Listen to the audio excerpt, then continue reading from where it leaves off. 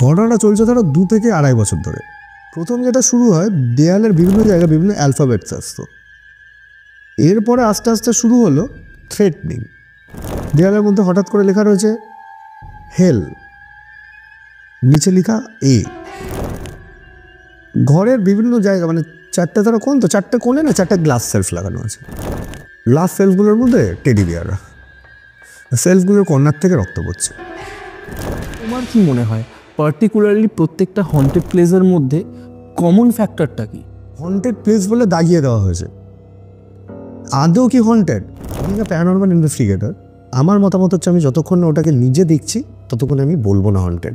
সেই জায়গা থেকে দাঁড়িয়ে আমি বলছি পুতুল বাড়িটা আমি গেছিলাম, পুরনো বাড়ি, ঠিক তোমার এখান থেকে উঠতে আমি তোমাকে যেটা বললাম একদমই তাই। ইনফ্যাক্ট পুতুল বাড়ির নিচে একটা কারখানা রয়েছে। আমরা যখন কোথাও প্যারানরমাল ইনভেস্টিগেশন করতে যাই তখন আমরা যখনই ইএমএফ অন করি, ইএমএফ অন করার আগে আমরা পাওয়ারটাকে কাট করে দিই। কেন? আমি তোমাকে জিজ্ঞেস করছি তোমার কাছে আত্মার ডেফিনেশনটা কি? একটা এনার্জি। ম্যাক্সিমাম কেসে যারা প্যারানরমাল ইনভেস্টিগেটর যারা আছে আজকের ডেটে, যারা কাজ করছে ফিল্ডে, তারা ওই সায়েন্স করতে করতে এতটা অন্ধ হয়ে গেছে তারা কিছু গেজেটস দিয়ে মার্কেটে নেমে পড়ছে। কোনো একটা ক্ষতি হয়ে গেলে না মানুষের জীবন চলে যাবে। আর এটা আমি আমার জীবন থেকে বুঝেছি, যে কারণে আমি দীর্ঘ একটা সময় এই ইনভেস্টিগেশন সমস্ত কিছু আমি ছেড়ে দিয়েছিলাম। ইনফ্যাক্ট বারুইপুরের ওই ঘটনাটা ঘটে তখন তোমার 3টে বন্ধু মারা যায়। 3টে না, 2জন। দেখো, তুমি দেহবন্ধন করলে তোমার প্রবলেমটা কী হবে? প্রথম কথা হচ্ছে তোমার দেহবন্ধনটা করতে জানতে হবে। এইটা হচ্ছে নো। যেই বাড়িতে বসে আমরা শ্যুট করছি সেই বাড়িতে কি কোনো নেগেটিভ এন্টিটি আছে?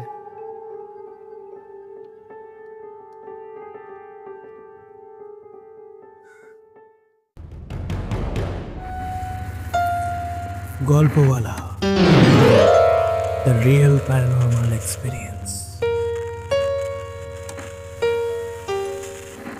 Hello everyone, welcome back. সকলকে স্বাগত জানাচ্ছি গল্পওয়ালার 92তম এপিসোডে। আর আজকের এপিসোডে আমাদের সাথে থাকছে বাংলার one of the most popular paranormal investigator, none other than তন্ময়দা। হাওড়ার ডুমুরজোলার একটি বাড়িতে ডিমনিক অ্যাটাকের ইনভেস্টিগেশন কেস স্টাডি আজকের এপিসোডে তোমরা শুনতে চলেছো। যেই কেসটা এখনও পর্যন্ত সলভ করা যায়নি। এর সাথেও বিভিন্ন সিরিয়াস টপিকে আমরা তন্ময়দার সাথে কথা বলেছি। এর মধ্যে যেমন ইএমএফ ডিটেক্টর কতটা রিয়েল বা ফেক, নজর লাগার সাথে ব্ল্যাক ম্যাজিক ঠিক কতটা রিলেটেড, এক্সোরসিজম অ্যাকচুয়ালি কতটা এফেক্টিভ, এছাড়াও বিভিন্ন হন্টেড প্লেসের মধ্যে কমন ফ্যাক্টর কি, প্যারানর্মাল ওয়ার্ল্ডের সাথে উইকার মেন্টাল হেলথ কতটা কানেক্টেড, আর কলকাতার সবচেয়ে স্ক্যারিয়েস্ট হন্টেড প্লেস আসলেই কোথায় আছে, এই সব কিছু জেনে নেবো আমরা আজকের পডকাস্টে। তো আশা করি তোমরা বুঝতেই পারছো ঠিক কতটা ইন্টারেস্টিং হতে চলেছে আজকের এপিসোডটা। তো ভিডিওটা কোথা থেকে দেখছো কমেন্ট করে অবশ্যই জানিও, আর তার সাথে লাইক বাটনটাও প্রেস করে দিও।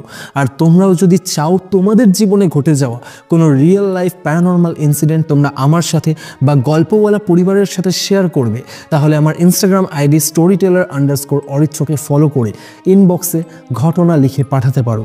এখন ঘড়িতে রাত 10টা আর আমি অরিত্র থাকছি তোমাদের সাথে মারাত্মক একটা হরর পডকাস্ট নিয়ে। হ্যালো তন্ময়দা, বলো কেমন আছো? চলছে। তো গল্পওয়ালাতে আজকে প্রথমবার, অনেক দিন ধরে আমরা এই পডকাস্টের জন্য অপেক্ষা করেছি।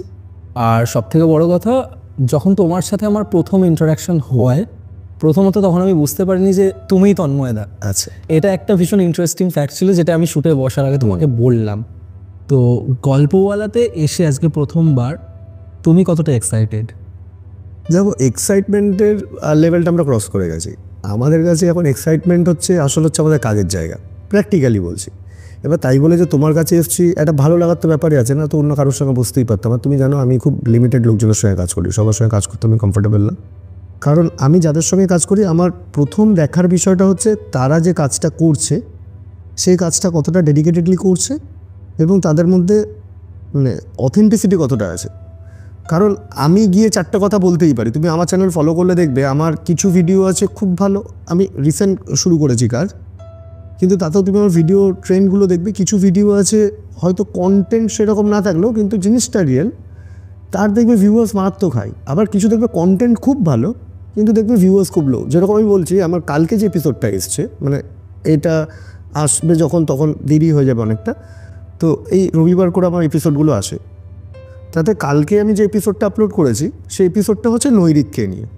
এখন নৈরিতকে নিয়ে আমি জানি না তুমি ইউটিউব খুঁজলে কত কি পাবে, অর্ধেক লোক জানেই না নৈরিত খায় না মাথায় মাখে, কিন্তু ওই যে নামটা শুনে যে সেটা দেখার একটা ধৈর্য সেটা কিন্তু কমন পাবলিকের মধ্যে নেই, খুব কম মানুষের মধ্যে থাকে। এবার সেই জায়গা থেকে দাঁড়িয়ে আমি অ্যাজ এ কন্টেন্ট ক্রিয়েটার, তুমি যতই বলো বা প্যারানরমাল ইনভেস্টিগেটর বলো, যে কোনো আঙ্গিকেই তুমি আমাকে দেখো না কেন, আমার কাছে প্রথম যেটা বিষয়বস্তু হচ্ছে যে আমি যার সঙ্গে কাজ করছি সে কতটা নলেজ রাখে, তার জিনিসটা জানার কতটা আগ্রহ আছে। কারণ তুমি যদি নিজে না জানো তুমি সামনে কাউকে তুলে ধরতে পারবে না কিছু। এক্স্যাক্টলি, ঠিক আছে। তো সেই জায়গা থেকে তো একটা ভালো লাগার ব্যাপার আছে, ওই জন্য তোমার কাছে বসে আছি। আর বাকিটা বলতে পারো মানে এখন যদি তুমি ওই বিজনেস অ্যাসপেক্টে দেখো, এখন তো মানে মেনলি এটা একটা বিজনেসের জায়গায় চলে গেছে এই চ্যানেল করা। কারণ দেখো প্রত্যেকেরই পেছার টান আছে, কে কত চ্যারিটি করবে, কেন দিনের শেষে পেটে যদি খাবার না ঢোকে ক্রিয়েটিভিটি বেরোবে না, পরিষ্কার কথা।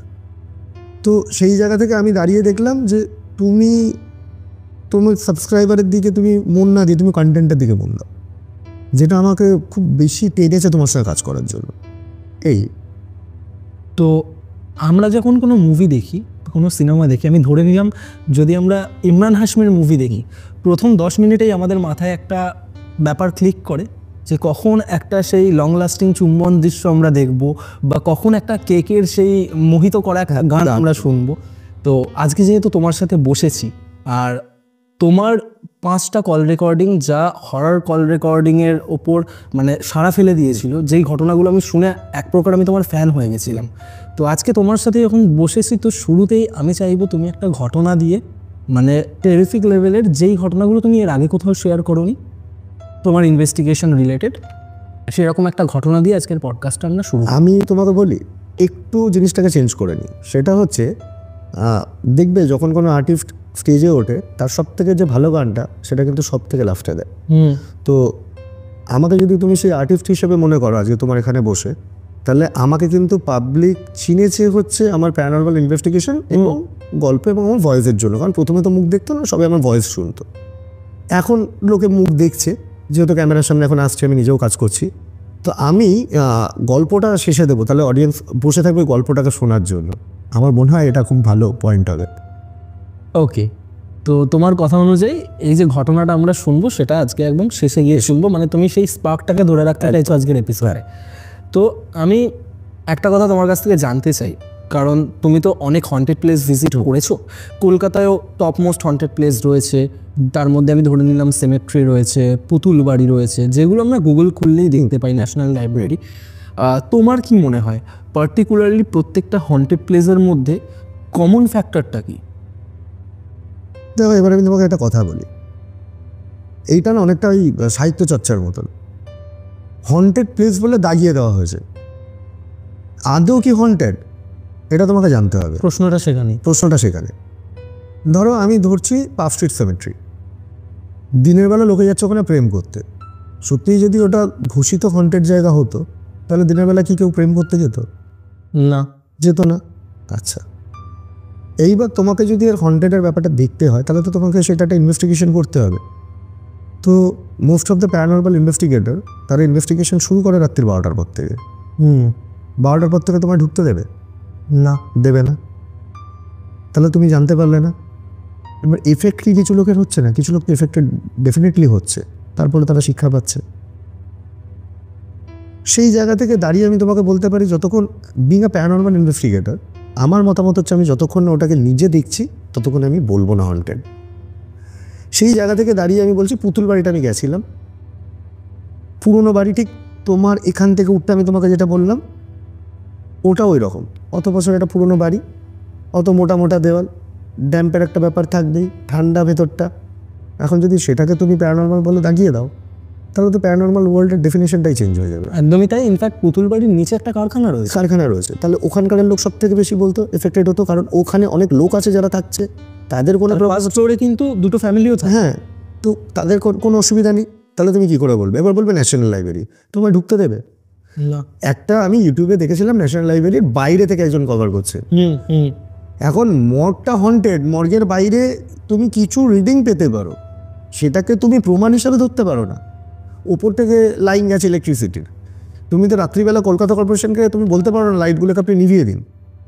আমরা যখন কোথাও প্যারানর্মাল ইনভেস্টিগেশন করতে যাই তখন আমরা যখনই ইএমএফ অন করি, ইএমএফ অন করার আগে আমরা পাওয়ারটাকে কাট করে দিই।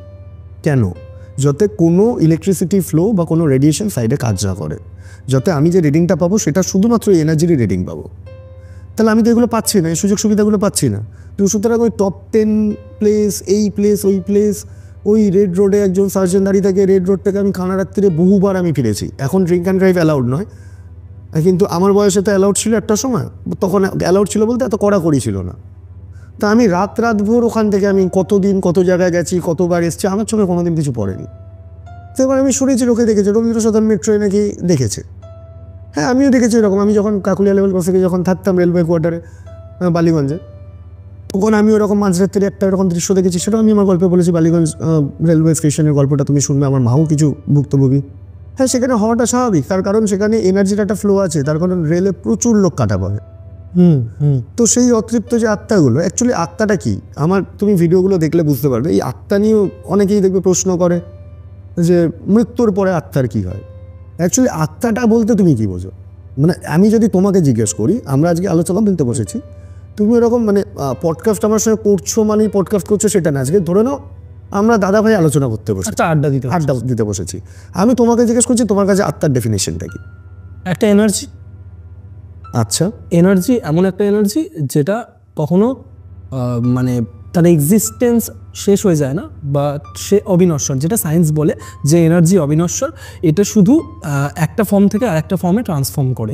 এবার যতক্ষণ না পর্যন্ত সেই ট্রান্সফরমেশনটা হচ্ছে, তার যে এক্সিস্টেন্সটা ইহজগৎ আর তার পরের জগতের মাঝখানের যে এক্সিস্টেন্সটা, সে যখন নিজের এক্সিস্টেন্সটাকে বোঝানোর চেষ্টা করে থ্রু আউট এনি কমিউনিকেশন বা কোনো রকম অ্যাক্টিভিটি, তখন আমরা তার এক্সিস্টেন্সটা বুঝতে পারছি। আমরা সেটাকেই আত্মা বা প্রেতাত্মা বলে থাকি। এটা আমার নলেজ। এবার আমি তোমাকে একটা আমার ভার্সন বলছি, আমার ওপিনিয়ন। কারণ দেখবে ম্যাক্সিমাম লোকই যারা এইগুলোকে নিয়ে কাজ করে বা কিছু করে বা বলে চ্যানেলে বসে, তারা দেখবে ম্যাক্সিমামই সব আধ্যাত্ম জগৎ থেকে এসছে। ঠিক আছে, স্পিরিচুয়ালিটি বা স্পিরিচুয়ালিজম তুমি যেটাই বলো সেটাকে তারা মেনটেন করে।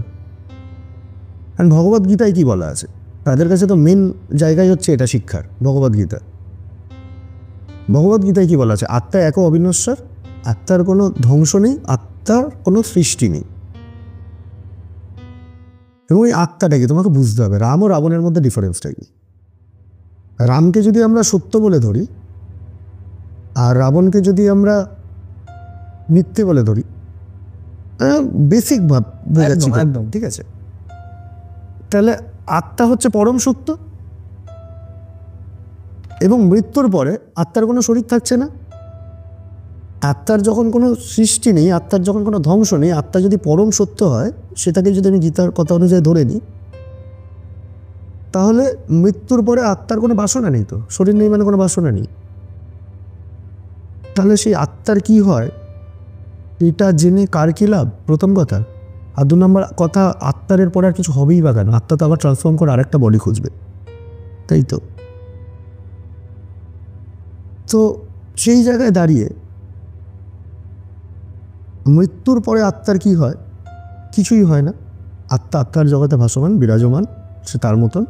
এইবার পুরাণ যদি ঘাটো, দর্শন যদি ঘাটো, সেখানে বিভিন্ন স্টেজের ব্যাখ্যা করা আছে। এই স্টেজ থেকে এই স্টেজ এটা, এই স্টেজ থেকে যেরকম মৃত্যুর পরে 13 দিনের মাথায় এটা হবে, বা 13 দিন বাদে এই কাজটা না করলে অমুক কিছু হতে পারে, মরার পরে দোষ পেয়েছে তার জন্য এটা হবে। এগুলো হচ্ছে শাস্ত্রীয় বিধান।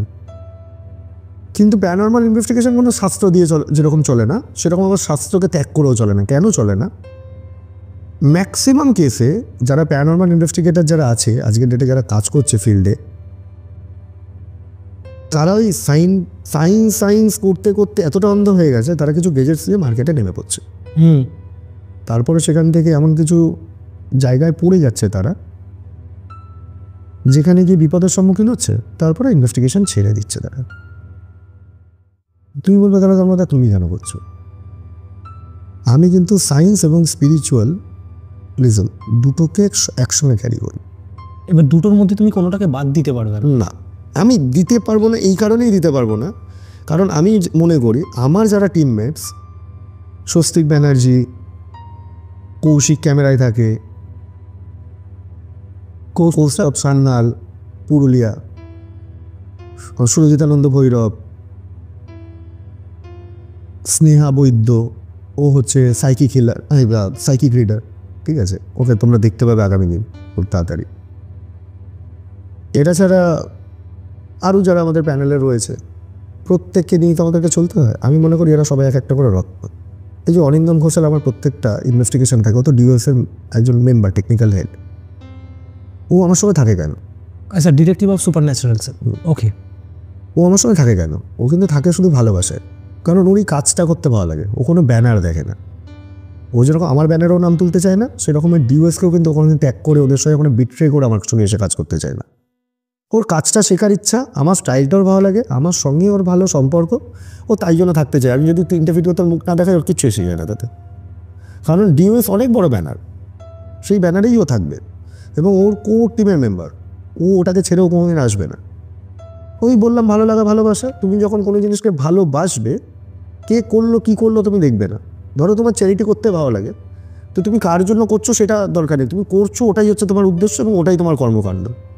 ও এই প্রিন্সিপালে চলে, যার জন্য ছেলেকে খুব ভালো লাগে। এইবার যেটা নিয়ে আমরা মেনলি বলছিলাম, আলোচনা করছিলাম, এবার যেহেতু এরা সবাই আমার কাছে একটা রত্ন, আমি কাউকে কোনোদিন হারাতে চাই না। কোনো একটা ক্ষতি হয়ে গেলে না মানুষের জীবন চলে যাবে। এটা আমি আমার জীবন থেকে বুঝেছি, যে কারণে আমি দীর্ঘ একটা সময় এই ইনভেস্টিগেশন সমস্ত কিছু আমি ছেড়ে দিয়েছিলাম। ইনফ্যাক্ট বারুইপুরের ওই ঘটনাটা যখন ঘটে তখন তোমার 3টে বন্ধু মারা যায়। 3টে না, দুজন মারা যায়, বন্ধু আর বন্ধুর বাবা। হুম। তো আমি এটার পর থেকে আমি কাজ বন্ধ করে দিয়েছিলাম। তারপর কোথাও গিয়ে নাড়াচাড়া দিল না, এটাকে ওই জিনিসটা না করে প্রপার ওয়েতে করা যেতে পারে। দেখো, তুমি দেহবন্ধন করলে তোমার প্রবলেমটা কী হবে? প্রথম কথা হচ্ছে তোমার দেহবন্ধনটা করতে জানতে হবে। এইটা তুমি করবে কী করে? এটা তো আধ্যাত্মিকতার একটা ব্যাপার। তুমি না জানলে, গুরুর আদেশ না থাকলে, দুটো মন্ত্র আমি চ্যান্ট করে নিয়ে চলে গেলাম, দেহবন্ধন হয় না। সেটা নিয়ে তোমাকে জানতে হবে, প্রকৃত জ্ঞান রাখতে হবে, তবেই তুমি দেহবন্ধন করতে পারবে। দেহবন্ধন করলে তোমার প্রবলেমটা কী হবে? তুমি বেঁচে থাকবে। যে স্পিরিটটাকে তুমি ডিটেক্ট করতে যাচ্ছ, আরে ডিটেকশনের জন্য তো ইনস্ট্রুমেন্ট আছে, সেগুলো দিয়ে তোমার কাজ হয়ে যাবে। তোমার তো পাবলিককে দেখানো নিয়ে দরকার, নিজেকে মানে কনফার্ম করার জন্য দরকার, সেটার জন্য ইনস্ট্রুমেন্ট আছে। তাহলে নিজের শরীরটাকে কেন ব্যতিব্যস্ত করবো? সেটাকে বাঁচিয়ে রাখি না। একটা তান্ত্রিক কোথাও গিয়ে দাঁড়ালে, তার মধ্যে তন্ত্র সাধনার পাওয়ার আছে বলে সেই গিয়ে দাঁড়ালে কি সেই জায়গাটা ভূতমুক্তি হয়ে যায়? হয় না। স্পিরিট তো ওখানেই থাকে, তাকে কোনো ক্ষতি করে না। এইটা তুমি পাবলিককে বোঝাবে কী করে? দেখা তুমি বোঝাতে পারবে না। তাই জন্য আমি কোনোটাকেই ফেলি না, আমি দুটোকে নিয়ে চলি। আমার কাছে একদিক না হলে আরেক দিক হবে। ধরো আমি কোনো বাড়িতে গেলাম, ধরো তুমি আমাকে বলেছিলে তোমার জায়গাতে একটা কিছু প্রবলেম আছে, আমি তোমার এখানে দেখে গেলাম। এখন আমি যদি তোমাকে দেখার পর, ইনভেস্টিগেশন করার পর তোমাকে আমি বলি, হ্যাঁ তোমার এখানে সত্যিই প্রবলেম আছে চরিত্র, তুমি কি তার রেমিডিস নেবে না? তুমি প্রবলেমটা নিয়ে ক্যারি করে চলবে? রেমিডিস নিতে হবে, তাহলে তোমাকে রেমিডিসটা দেবে কে? আমি তো তোমাকে দুমদারাক্কা যাত্রার কাছে পাঠাই না। এই যে ধরো আমার যে পডকাস্টগুলো হয়, তুমি দেখবে আমার খুব লিমিটেড গেস্ট আছে যারা গিয়ে কন্টিনিউয়াসলি বলে, আমি তো রাম শ্যাম যদু মধু চাকে তাকে রেখে চ্যানেলে বসে করতে পারি, আমার ভিউয়ার্স বাড়বে। কিন্তু আমার ওটা মোটো নয়। আমাদের সদরটার মূল মোটো হচ্ছে পাবলিক অ্যাওয়ারনেস ক্যাম্পেনিং। তুমি ভুল করার আগে 10 বার জেনে নাও, যত তোমার 11 বারের মাথায় ভুল না হয়। ভুল করার পরে বাড়িতে এসে আফসোস করার কোনো জায়গা নেই। ভাবিয়া করিও কাজ, করিয়া ভাবিও না। Precaution is better than cure.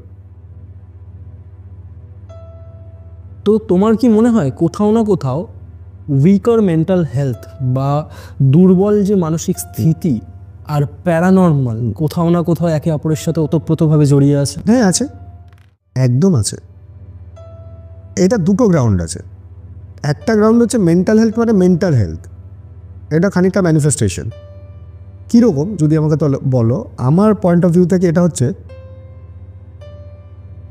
ধরো তুমি কাজে বেরোচ্ছ সকালবেলা, সেই বেরোনোর মুখে তোমার বাড়িতে এমন একটা অশান্তি হয়ে গেল, তোমার মুখটা সারাদিনের মতন নষ্ট হয়ে গেল, সোয়াল হয়ে গেল মুখটা। এবার তুমি সারাদিন যত ভাইটাল কাজই করো না কেন, দেখবে সারাদিনে কিছু না কিছু মিস্টেক হচ্ছে, কারণ তোমার মনটা ওখানে পড়ে রয়েছে, তুমি কাজে ফোকাস করতে পারছো না, রাইট? এইবার তাহলে ওই মন নিয়ে তুমি কোনো ভালো কাজ করতে পারবে না। আবার সিমিলারলি দেখবে কোনো একটা দিন সকালবেলা খুব ভালো একটা গুড নিউজ নিয়ে তুমি বাড়ি থেকে বেরিয়েছো, তোমার মনের ভেতরে খুব আনন্দ আছে। সেদিনকে না হওয়া কাজটাও দেখবে তোমার কনফিডেন্সটা এমনভাবে বিল্ড আপ হয়ে যাবে ভেতরে, হয়তো সেই কাজটা তোমার দ্বারা ক্র্যাকই হবে না, তোমাকে হয়তো তোমার বস দিচ্ছিলই না ওই কাজটা করতে, কিন্তু তুমি সেদিনকে জবরদস্তি নিয়ে বেরিয়েছো আর কাজটা তুমি সাকসেসফুলি করে বেরিয়েছো।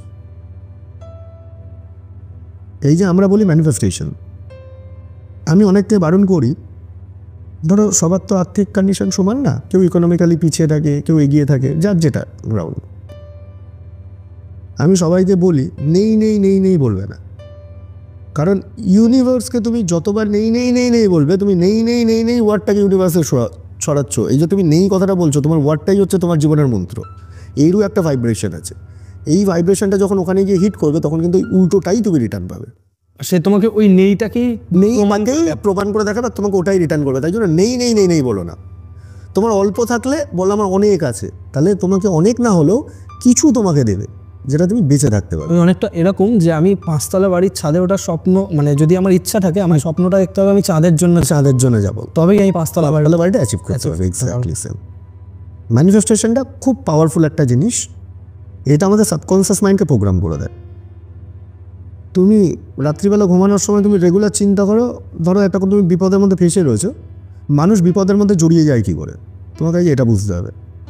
ধরো কেউ লোন করেছে, বিভিন্ন জায়গা থেকে লোন করেছে, টাকাটা শোধ করতে পারছে না, কিছু সুইসাইডাল থটস বা টেন্ডেন্সি যেগুলো আসে মানুষের। গতকাল ফসিলস ব্যান্ডের যে এক্স বেস্ট গিটারিস্ট, সে আত্মহত্যা করলো।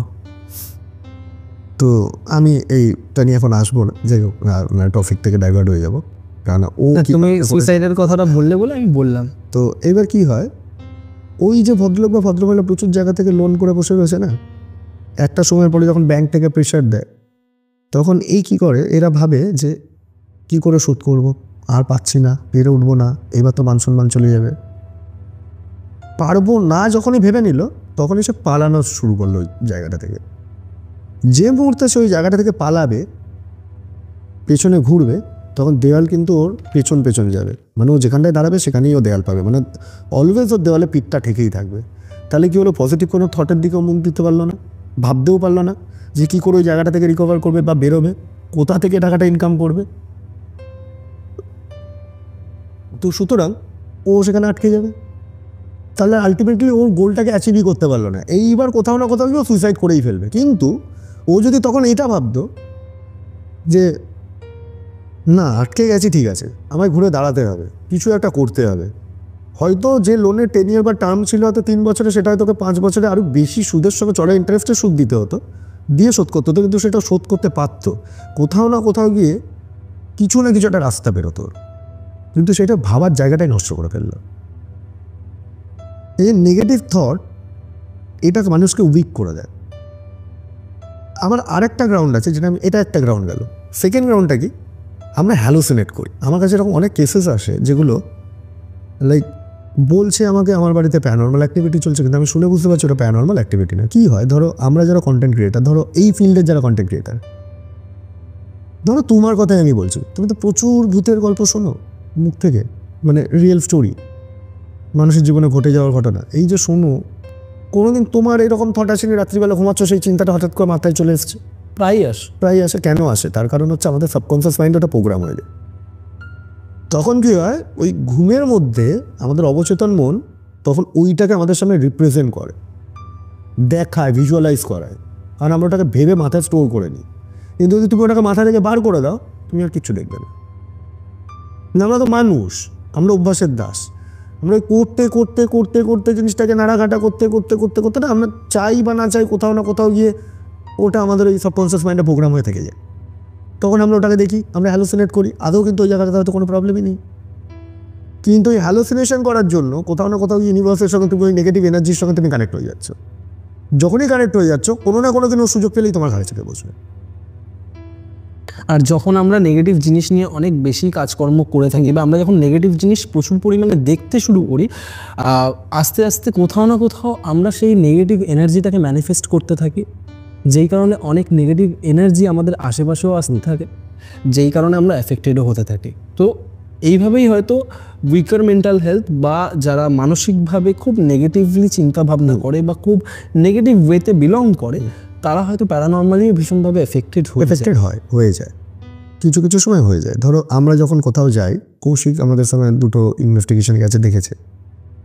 আমরা ইনভেস্টিগেশনে ঢোকার আগে যাবতীয় যা প্রোটেকশন আমরা নিয়ে নিই, ইনভেস্টিগেশন করে বেরোলাম, ওই স্পট থেকে বেরিয়ে 10 মিটারের মধ্যে দাঁড়িয়ে আগে নিজেদেরকে ক্লিনস করবো, করে তারপর আমরা গাড়িতে উঠবো। আমরা কোনো জিনিস নিয়ে ক্যারি করতে চাই না, কারণ যে জিনিসটা তুমি চোখে দেখতে পাচ্ছ না, শুধু কিছু গেজেটস তোমাকে ধরিয়ে দিচ্ছে, তোমার অনুভূতি তোমাকে ফিল করাচ্ছে, যার কোনো শরীর নেই, যে অশরীরী, সে তোমার সঙ্গে কী করতে পারে, সেই যদি আরেকটা রিলম থেকে এসে তোমার ওয়েবলেন্থে ঢুকে তোমার সাথে কমিউনিকেশন করতে পারে, তোমাকে আঁচড় কাটতে পারে, সে চাইলে আর অনেক কিছু করতে পারে। অনেক কিছু মানে অনেক কিছু যেটা আমরা ইমাজিন পর্যন্ত করি, বিয়ন্ড আওয়ার ইমাজিনেশন। তো সেই জায়গায় দাঁড়িয়ে তাকে নিয়ে ছেড়খানি করার কোনো মানে হয় না। আজকে মানে তোমার গৌরব তিওয়ারি তো এত বড় প্যারানরমাল ইনভেস্টিগেটর, মৃত্যুটা তো একটা রহস্য, কেউ জানে না কি করে হলো। অথচ মৃত্যুর আগে কিন্তু সে তার বন্ধু বান্ধবদেরকে বলে গেছিল, আমি এরকম কিছু একটা প্রবলেম হচ্ছে, আমি ভয় পাচ্ছি। ভয়টা কিসের পাচ্ছিল? Family member? তাহলে নিশ্চয়ই নাম করে বলে যেত। সেটা যখন বলেনি, তখন তার মতন একটা বড় প্যারানরমাল ইনভেস্টিগেটর, মানে যে সবাইকে দেখালো রাস্তাটা আমাদের ইন্ডিয়ানদেরকে, তার যদি জীবনে এত কিছু ঘটে যেতে পারে এত সাপোর্ট থাকাকালীন, তাহলে আমরা তো চুনোপুটি এদের সামনে।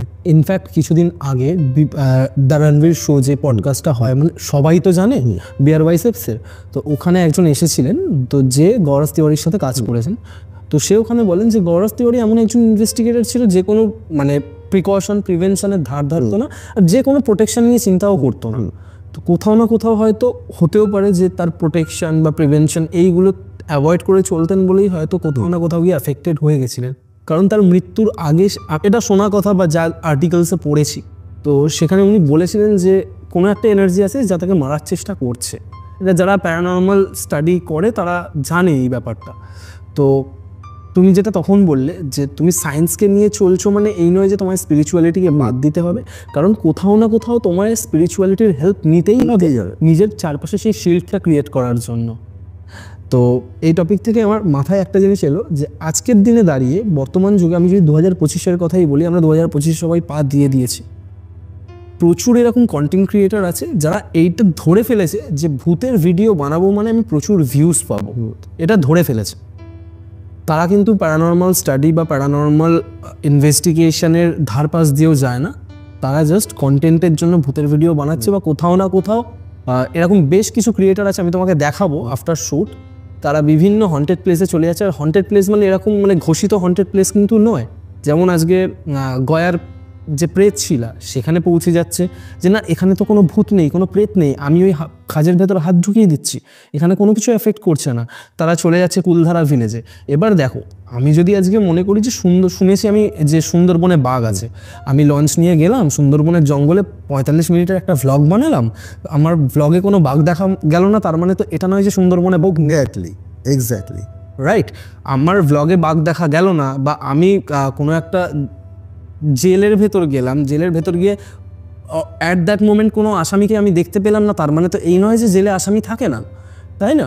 তো খুব ক্যাজুয়ালি না জিনিসগুলোকে এখন পোর্ট্রে করা হচ্ছে। যারা কিন্তু স্পিরিচুয়ালিটি, বা আমি যদি গরুর পুরাণ বলি, আমি যদি শিব পুরাণ, বিষ্ণু পুরাণ বা শ্রীমদ্ ভগবদ গীতা, সব জায়গাতে এনার্জির কথা বলা রয়েছে। ইনফ্যাক্ট নাসা পর্যন্ত শ্রীমদ্ ভগবদ গীতাকে অ্যাভয়েড করে যেতে পারে না, ওরাও এর উপর রিসার্চ করছে। রাইট? তার মানে ডেফিনেটলি দের ইজ সামথিং। তোমাকে ভগবান মানতে হলে তোমাকে ভূত প্রেত মানতেই হবে, ডেফিনেটলি। ঠিক আছে, তুমি ব্যাটারির যদি উঁচু পার্টটাকে তুমি অ্যাকসেপ্ট করো, তাহলে নিচের পার্টটাকে তুমি কোনোভাবে ডিনাই করতে পারবে না। তো আমার কাছে কথা হচ্ছে, তোমার দিক থেকে কি তুমি তাদেরকে কোনো ওয়ার্নিং দিতে চাও? ওয়ার্নিং ইন দ্য সেন্স, তাদেরকে কি কোনোভাবে অ্যালার্ট করতে চাও যারা এইভাবে প্যারানর্মাল ওয়ার্ল্ডটাকে এতটা ক্যাজুয়ালি পোর্ট্রে করছে? ডেফিনেটলি তাদেরকে তো আমি মেসেজটা একদম দিতে চাই তোমার এই চ্যানেলের থ্রুতে। এটা খুব সাবধানতার সঙ্গে করা উচিত। প্রথম কথা, এটা ছেলে খেলা করার কোনো বিষয় না। আমি আমার নিজের লাইফ থেকে বলছি, কারণ জীবন মানুষকে সবথেকে বড় শিক্ষা দেয়, জানো তো? সেই শিক্ষাটা আমাকে জীবন দিয়ে দিয়েছে। তো আমি সবার উদ্দেশ্যে এটা বলছি, যারা এই ছেলে খেলাটা করছে আজকে বুঝতে পারছে না, একটা সময় যখন বুঝতে পারবে তখন সময় তাদেরকে ছেড়ে চলে গেছে অনেক দূরে। হরর স্টোরি মুভিতে একটা ডায়লগ ছিল যে আজকে তুমি দেখতে পাচ্ছ না, যেদিন দেখবে সেদিনকে রিয়াক্ট করার জন্য তুমি বেঁচে থাকবে না। এক্স্যাক্টলি। তা আমি এটা সবাইকে বলি। কিছু গ্যাজেটস নিয়ে নেমে গেলাম, আমি এখানে কিছু দেখছি না, কিছু পাচ্ছি না। আরে একটা স্পিরিট সে তোমার সঙ্গে আদৌ কমিউনিকেট করবে নাকি সেটা তার ইচ্ছা। যে কারণে আমাদের প্যারানরমাল ইনভেস্টিগেশনের পার্ট হচ্ছে ট্রিগার। আমরা ট্রিগার করি, কমিউনিকেশন করতে বাধ্য করি। কেন বাধ্য করি? কারণ অনেক সময় এমন অনেক স্পিরিট থাকে যেগুলো এত জেদি ও তোমাকে ধরাই দেবে না। ঢ্যাঁটা, যেটা আমাদের এই ডুমুরজলার কেসে হয়েছিল ডেমনি, যেটা আজকে আমরা বলবো আমি। তো কি হয়, ওরা তোমার সাথে কোনোভাবে কমিউনিকেট করতে চায় না। তখন তোমার কাছে দুটোই মাধ্যম, একটা হচ্ছে নর্মাল ওয়েতে গিয়ে ট্রিগার করো, বা ট্রিগার করার আগে নিজেকে বন্ধ করে নিতে হয়। নাহলে তুমি তো তাকে ট্রিগার করে টেনে আনছো, তুমি তো রীতিমতন রাগাচ্ছ তাকে যে আয় আমার সাথে কমিউনিকেট কর। এবার ও যখন পাওয়ার নিয়ে আসবে তোমার কাছে, তোমার যদি চারপাশে সার্কেল খোলা থাকে, তোমার সঙ্গে এমন কমিউনিকেট করবে তুমি আর কমিউনিকেশন করারই জায়গায় থাকবে না। যেটা আমার লাস্ট ইনভেস্টিগেশনে অনিন্দম ঘোষালের সঙ্গে হলো। ওর কাছে এসে জল চাইছিল ওখানে, আমরা সবাই প্রেজেন্ট, আমরা কেউ শুনতে পাচ্ছি না, ওর কাছে জল চাইছে। আর ও সব থেকে উইকেস্ট পার্সন, শরীরটাও খারাপ ছিল, ওকেই উইক করে ডাউন ফাউন করিয়ে বমি টমি করে মুভমেন্ট করিয়ে একাকার করে দিয়েছে।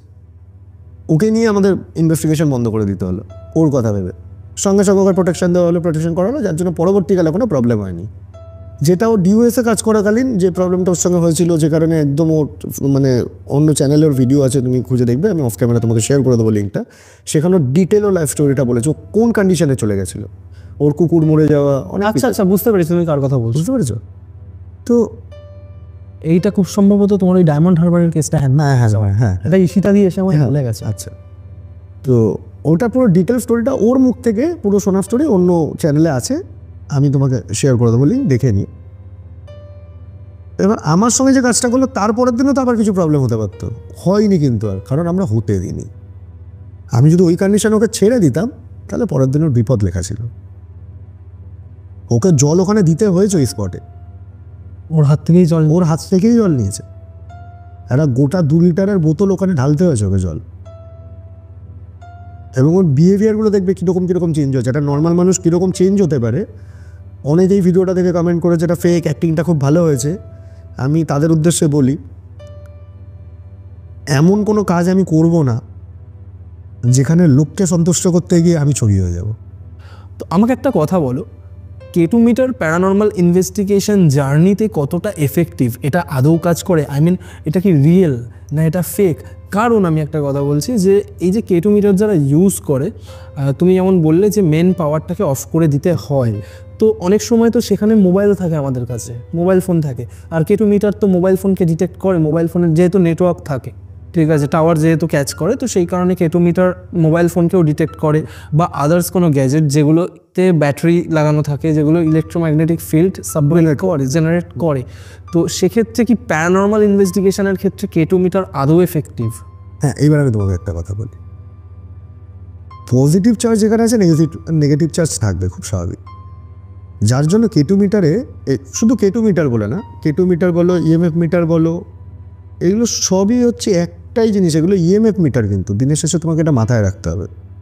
যেরকম ফ্লাস্ক আছে, ফ্লাস্কের কাজটা কি? ফ্লাস্ক হচ্ছে এখন সবথেকে মডার্ন গ্যাজেটস, যেটা K2, EMF আর মোশন সেন্সার তিনটেকে কম্বাইন করেছে। এইবার আমি তোমাকে পার্ট বাই পার্ট গ্যাজেটে আসি। প্রথম হচ্ছে EMF মিটার।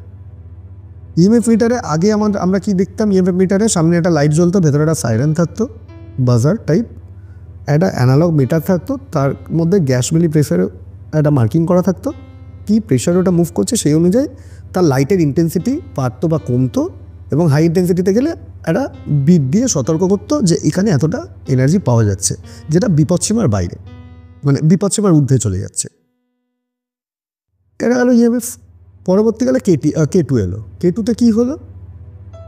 ডিজিটাল মিটারটাকে তুলে দিল, এই অ্যানালগ মিটারটাকে তুলে দিল, যে আমাদের যেটা বিপ বা বাজার যেটা ছিল সেটাকে তুলে দিয়ে লাইট দিয়ে ইন্ডিকেট করে দিল। এবার লাইটের মার্কিংগুলোকে মাল্টি কালার করে দিল, গ্রিন, ইয়েলো, অরেঞ্জ, রেড হচ্ছে বিপদসীমা, অরেঞ্জ মানেই ইয়েলোর ওপরে যাচ্ছে মানে বিপদসীমা ক্যাচ করছে। এবার ওয়ার্নিং দিতে দিতে তুমি বুঝতে পারলে এটা। কিন্তু এটাই সমস্যা কি, K2 মিটারে তুমি যদি কাউকে বলো যে ধরো কোনো স্পিরিটকে তুমি কমিউনিকেশন করছো, করে যদি তুমি K2 মিটারের থ্রু তাকে বলো যে আপনি পার্টিকুলার আমাকে অরেঞ্জ লাইটটা জ্বালিয়ে দেখান, ওই তো জ্বালাতে পারবে না, কারণ ওর যে লজিক সিস্টেম, যেটা লজিক বোর্ড আছে মাদার বোর্ডটা, সেটা এমনভাবেই প্রোগ্রাম করা যে গ্রিন ইয়েলো হয়েই তারপর অরেঞ্জটা জ্বলবে, শুধু টুক করে অরেঞ্জটা জ্বালাতে পারবে না। এটা সম্ভব না, ওর প্রোগ্রামিংটাই এইভাবে করা। তো ওই মানে যন্ত্রটা এইবার আমি তোমার কাছে আসছি। এইবার হচ্ছে ফ্লাস্ক। ফ্লাস্কে কি করেছে? ফ্লাস্কে বাজার দিয়েছে, মোশন সেন্সার দিয়েছে। ফ্লাস্কে প্রথমে তুমি অন করলে, জ্বালিয়ে রাখলে, ফ্লাস্কটা হচ্ছে ট্রায়াঙ্গুলার শেপ একটা ডিভাইস, যার বেস লাইটটা হচ্ছে হোয়াইট বা ব্লুইশ হোয়াইট। তার সঙ্গে আরও 3টে লাইট আছে, রেড, গ্রিন, ইয়েলো। 3টে সাইডে 3টে লাইট আছে। এইবার এটা থ্রুতে কমিউনিকেশন করার সুবিধাটা কি? তুমি যখন ফ্লাস্কে কোনো পজিশনে রাখলে, মোশন সেন্সার বেস, চারপাশে কোনো যদি এনার্জি থাকে, প্রথমে বেস লাইটটাকে জ্বালিয়ে দিল, এনার্জি কানেক্টেড। এবার তুমি ওটার থ্রুতেই কমিউনিকেশন করতে পারবে, এবং ওর মধ্যে বাজার নেই, কিন্তু ওটার থ্রুতেই কমিউনিকেশন করতে পারবে। কীরকম? বেস লাইট যখন চলে গেলে তুমি কনফার্ম হয়ে গেলে, মোশন ডিটেক্টেড মানে ওখানে সামথিং ইন দেয়ার, এই সামথিং ইজ দেয়ার। তো এবার যখন ওটা অন হয়ে গেল, এইবার তুমি রেড, গ্রিন, ব্লু লাইটটা তো ওখানে কমিউনিকেশনের জন্য দিচ্ছে। তুমি এবার বললে, কোনো একটা পার্টিকুলার কোশ্চেন করলে, করে বললে ইয়েস হলে আপনি ইয়েলো লাইট দেবেন, নো হলে রেড লাইট দেবেন, তাহলে ওখানে সিঙ্গেল সিঙ্গেল লাইটটা কিন্তু জ্বলে। এটা বাইরের গ্যাজেটস, কিন্তু ইউএসএর ডেভেলপমেন্ট এটা। তো সঙ্গে সঙ্গে ওটা দিয়ে দিল, ইয়েস হলে একটা পেলে, নো হলে একটা পেলে, আবার তুমি ওটাও পেয়ে গেলে। এইবার তোমার যদি দরকার পড়ে অ্যাডিশনাল যে এনার্জিটা কতটা স্ট্রং, সেটার জন্য তুমি ইএমএফ ইউজ করো বা না করো, তাতে কিছু এসে যায় না। এইবার রয়েছে, তুমি বলছো অথেন্টিসিটি ইএমএফ এর। অথেন্টিসিটির জায়গায় যদি আসো, ইলেকট্রনিক গ্যাজেটস তো ওটাকে চালু করতে গেলে তো একটা ব্যাটারি পাওয়ার দিতেই হবে, তো তুমি ওটাকে ইগনোর করতে পারবে না। তো সোলার, রাত্রিবেলা তো সোলার পাওয়ার পাবে না, তুমি না পাবে না। তাহলে সেক্ষেত্রে ওর নিজের ভেতরে একটা ব্যাটারি আছে, মানে একটা ওই ইলেকট্রোম্যাগনেটিক ফিল্ড এমনিই জেনারেট করছে। সেটার জন্যেই তো ওই অ্যানালগ মিটারে ওই গ্যাস বিলি প্রেসারের মার্কিংগুলো, বিপদসীমার মার্কিংগুলো। ব্যাটারির তো ধরো 1.5 ভোল্টের একটা ব্যাটারি, দুটো পেন্সিল ব্যাটারি দেওয়া মানে 1.5 3 ভোল্ট। 3 ভোল্টের কত জেনারেট করবে ইলেকট্রোম্যাগনেটিক ফিল্ড? তার অনেক বেশি পাওয়ার লাগে ওখানে ওই বাকি লাইটগুলোকে জ্বালানোর জন্য। অর্থাৎ বাকিগুলো যখন জ্বলছে এবং তোমার কমান্ড অনুযায়ী যখন কাজ করছে, তখন সেটা অথেন্টিক, তখন সেটা অথেন্টিক। মানে ওই মেশিনটা যদি কোনো কমেন্ট ফলো করা শুরু করে, তখন আমার অথেন্টিসিটিটাকে ধরে নিতে হবে। এইবার ইয়েস নোতে যদি তুমি আনসার নিতে চাও, তুমি আমার ভিডিওতে দেখবে ডাউজিং করি। এই ডাউজিংয়ে দুটো জিনিস আছে, একটা হচ্ছে পেন্ডুলাম, আর একটা হচ্ছে এল রডস। এটা প্রাচীনতম অস্ত্র আমাদের প্যারানর্মাল ইনভেস্টিগেটরদের। আচ্ছা, তুমি এটাকে ম্যানিপুলেট করা সম্ভব নয়। তুমি যেটা বললে যে এল্ডার্স আর পেন্ডুলাম, তো এটা তুমি নিয়েও এসছো আজকে। তো আমি চাই তুমি প্র্যাকটিক্যালি একটুখানি দেখিয়ে বোঝাও, তাহলে ব্যাপারটা খুব এফেক্টিভ হবে। দেখাতেই পারি।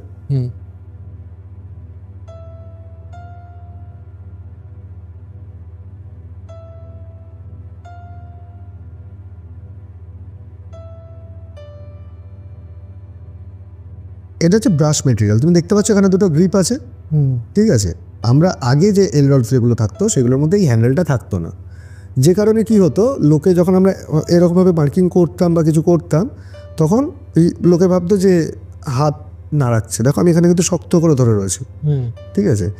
এইবার এই যে এল রডসটা, এই এল রডসটাকে আমাদের ডাউজিং করতে হয়। এটাকে আগে এর মধ্যে এনার্জি, আমাদের শরীরের যে এনার্জি আছে সেটাকে আগে দিতে হয়, ঠিক আছে। এইটা এখন যেটা মুভমেন্ট করছে, আমি যত কথা বলছি তাই জন্য এটাকে সাইলেন্টলি করতে হয়, যাতে বডির কোনো ভাইব্রেশন না থাকে। ভাইব্রেশন থাকলে সেটা নিয়ে নেবে। এবার এই যে এল রডসটা, এই এল রডসটা কিন্তু নর্মাল এল রডস নয়। দেখো মোশন যে জুড়ছে, এটাকে লক এবং আনলক করতে হয়। এটাই কিন্তু স্পিরিচুয়াল গাইডের কাজ। এই এল রডটা গণেশেরকে দিয়ে এটা লক করানো আছে। এটা আগে গণেশ আবাহন করতে হবে, আবাহন করে আমি এটাকে এল রডসটাকে ওপেন করব, আনলক করব, তারপরে এটা দিয়ে এনার্জি ডিটেক্ট করব, তারপরে আবার কাজ হয়ে গেলে এটাকে আবার গণেশ আবাহন করে এটাকে লক করতে হবে। ওকে, নালে যে এনার্জিটা, যদি এখানে কোনো নেগেটিভ এনার্জি থাকে, সেটা কিন্তু এটার মধ্যে ঢুকবে আর এটা একদম আমার বাড়ি পর্যন্ত যাবে। একে এনার্জি অ্যাবজর্ব করে। হ্যাঁ, এটা ইউনিভার্স ল, ঠিক আছে। ধরো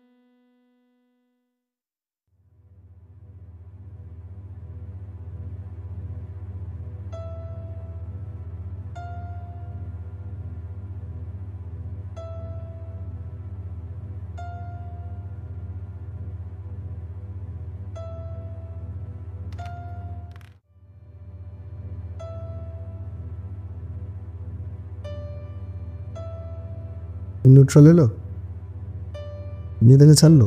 এবার একে আমি যা কমেন্ট করবো ইয়েস নোতে, ও সেটারই আনসার দেবে।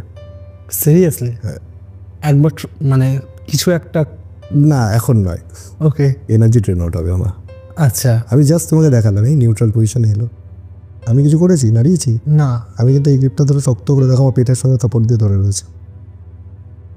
এইবার যদি আমি একে এনার্জি সোর্স চ্যানেলাইজ করি, এইবার আমি ইয়েস নো মেবিতে আনসার পাবো।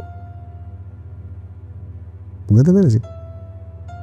এখন আমার তো শরীর নড়ছে, তাহলে তো এটা মুভ করে যাওয়ার কথা, কারণ এটা তো ইন্টারনাল গ্রিপে বসে রয়েছে, আমার গ্রিপে তো নেই, আমার গ্রিপে খালি আউটসাইড কাস্টিংটা রয়েছে, তাহলে তো এটা নড়ার কথা। দেখো জুড়বে না।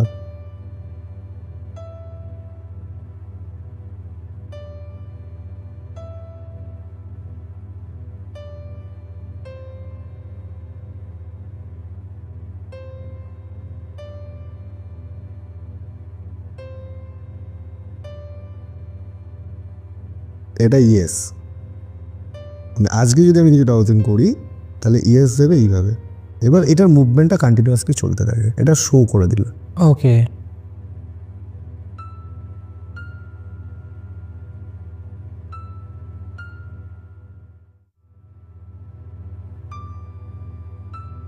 এইটা হচ্ছে নো,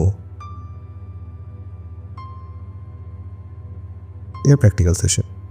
এবার কোশ্চেন অ্যান্সার সেশন করতে গেলে সেটা অন্য সময়। ডেফিনেটলি আমরা তাহলে একদিন কোয়েশ্চেন আনসারের কোনো একটা সেশন করব।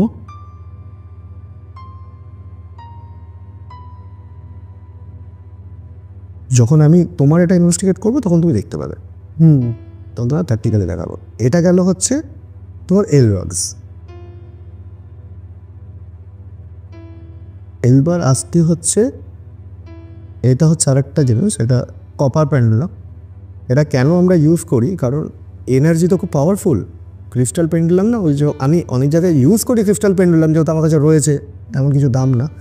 কিন্তু তাহলেও প্রবলেমটা কী হয়, ক্রিস্টাল পেন্ডুলামে অনেক সময় ক্র্যাক হয়ে যায় ওকে। কাজ করতে গিয়ে। এবার দেখো এক একটা পেন্ডুলাম 800, 850, 900, 1000, 1200 এরকম দাম পড়ে, তো ইনকামের থেকে এক্সপেন্স বেশি হয়ে যায় সেটার জন্য। এটাই তোমাকে আমি ইয়েস নোটা দেখাচ্ছি, কারণ এল রোডটা না দাঁড়িয়ে করাটা অনেক সেফ হয়, তো সেক্ষেত্রে তোমার ফ্রেমে ফোকাস আউট হবে।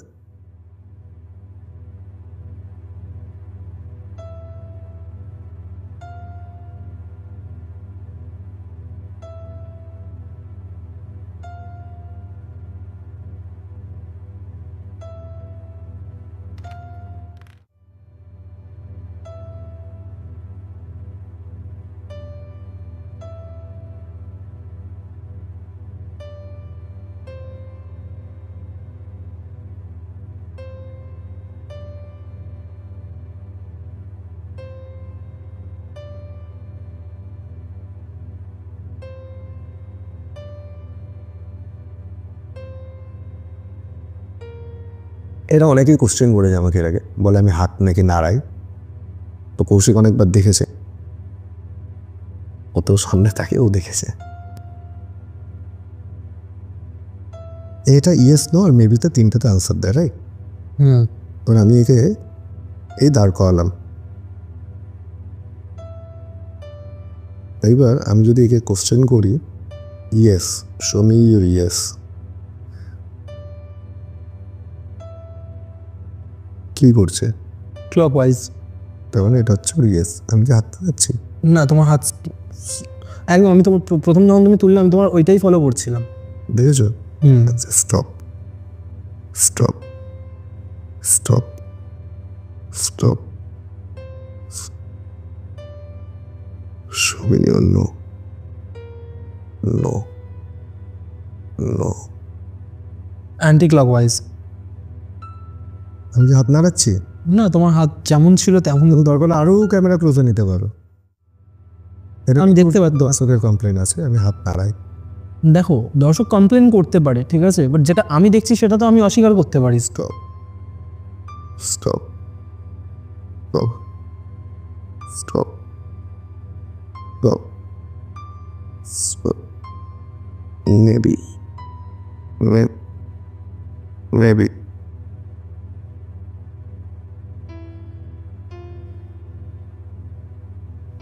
ওকে okay stop stop stop stop. এবার তুমি যে কোনো প্রশ্ন করো, যে কোনো প্রশ্ন। যেটা হ্যাঁ না বা হতেও পারে না হতে পারে, এই তিনটার মধ্যেই উত্তর পাবে, সেই ধরনের প্রশ্ন করবে তুমি। ওকে, তুমি ওটা মানে তুমি করে নাও। ওকে আমি করে আর যখন তুমি আমাকে প্রশ্ন করবে তখন হাত দুটো ক্লোজ করবে না, এনার্জিটাকে ফ্রি ফ্লোতে ছেড়ে দেবে, ওকে। যাতে আমি তোমাকে কানেক্ট করতে পারি। ওটা কি তুমি ঝোলানোর আগে আমি তোমার তুমি করো, আমি চ্যানেলাইজ করছি তোমাকে। যেই বাড়িতে বসে আমরা শ্যুট করছি সেই বাড়িতে কি কোনো নেগেটিভ এন্টিটি আছে? হ্যাঁ বা নাতে? হ্যাঁ বা নাতে আনসার আমি চাইছি।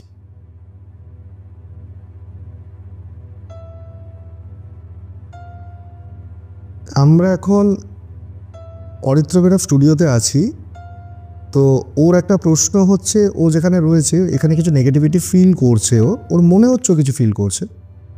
তো অরিত্র বেরার প্রশ্ন হচ্ছে, আমরা যেখানে রয়েছি বর্তমানে সেখানে কি কোনো নেগেটিভিটি, কোনো নেগেটিভ এনার্জি ও ছাড়া আর কেউ আছে, মানে আমরা ব্যতীত এখানে কি কোনো নেগেটিভ এনার্জি আছে?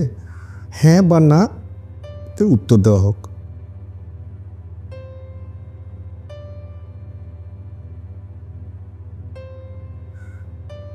নেই।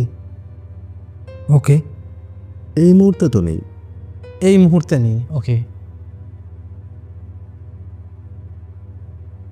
আমি এটা তোমাকে প্রথমে বলছিলাম না, মেবি হতে পারে হ্যালুসিনেশন, হতে পারে। হ্যাঁ না, আমি কিন্তু কোনো জায়গায় যদি থাকে তাহলে সেখানে আমি ঢোকার সঙ্গে সঙ্গে দাও টপ।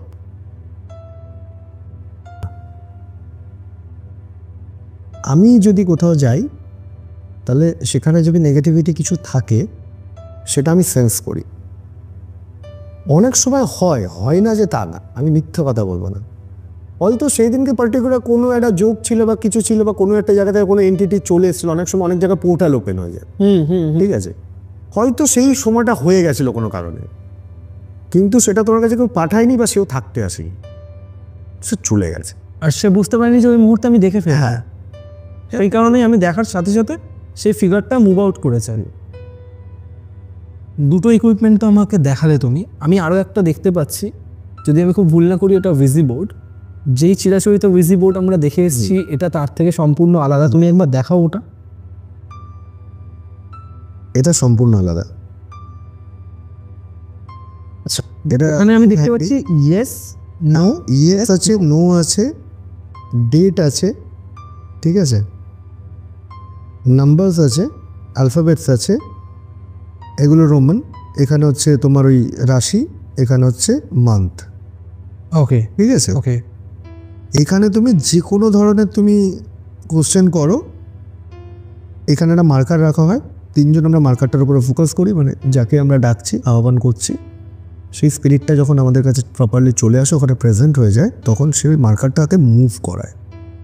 ওকে, এইবার মুভ করে মার্কারটা যেখানে যেখানে যাবে, ধরো তুমি কোনো প্রশ্ন করলে, ধরো ওনাকে প্রশ্ন করলে আজকে কি বার, এইবার দেখো এই যে সার্কেলে লেখা আছে স্যাটারডে, সানডে, মানডে সব লেখা আছে, ধরো মার্কারটা ধরো মানডেতে এসে, সানডেতে এসে দাঁড়ালো,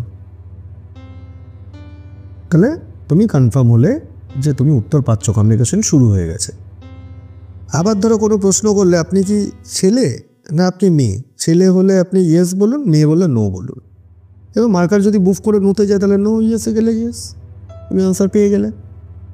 বা তুমি ধরো জিজ্ঞেস করলে আপনি কি, আমরা যাকে ডাকছি আপনি তিনি, আপনি হলে তাহলে নো বলুন, বা অন্য কেউ এলে ইয়েস বলুন, বা অন্য কেউ এলে আপনি নো বলুন। এবার মার্কার যদি মুভ করে ইয়েসে যায় তাহলে উনি যদি বলেন না, নো নো, তবে সাধারণত স্পিরিটরা খেলা করে, এটা সত্যি কথা বলে না। সেক্ষেত্রে যে বা যারা ফিয়ান্স করছে তাকে কিন্তু অতটা তুখর হতে হবে, নাহলে কিন্তু ফেসে যাবে। মানে আমি দিয়ে দিলাম আর দেখে নিলাম জিনিসটা করে ফেললাম হবে না, ওর জায়গায় অন্য কেউ এসে তো প্রিটেন্ড করতে পারে। একদম। এবং তুমি ওই, আমরা ওই গল্প তো শুনেছি ছালাওয়া, কোনো প্রেতই ভদ্রভাবে কথা বলে না।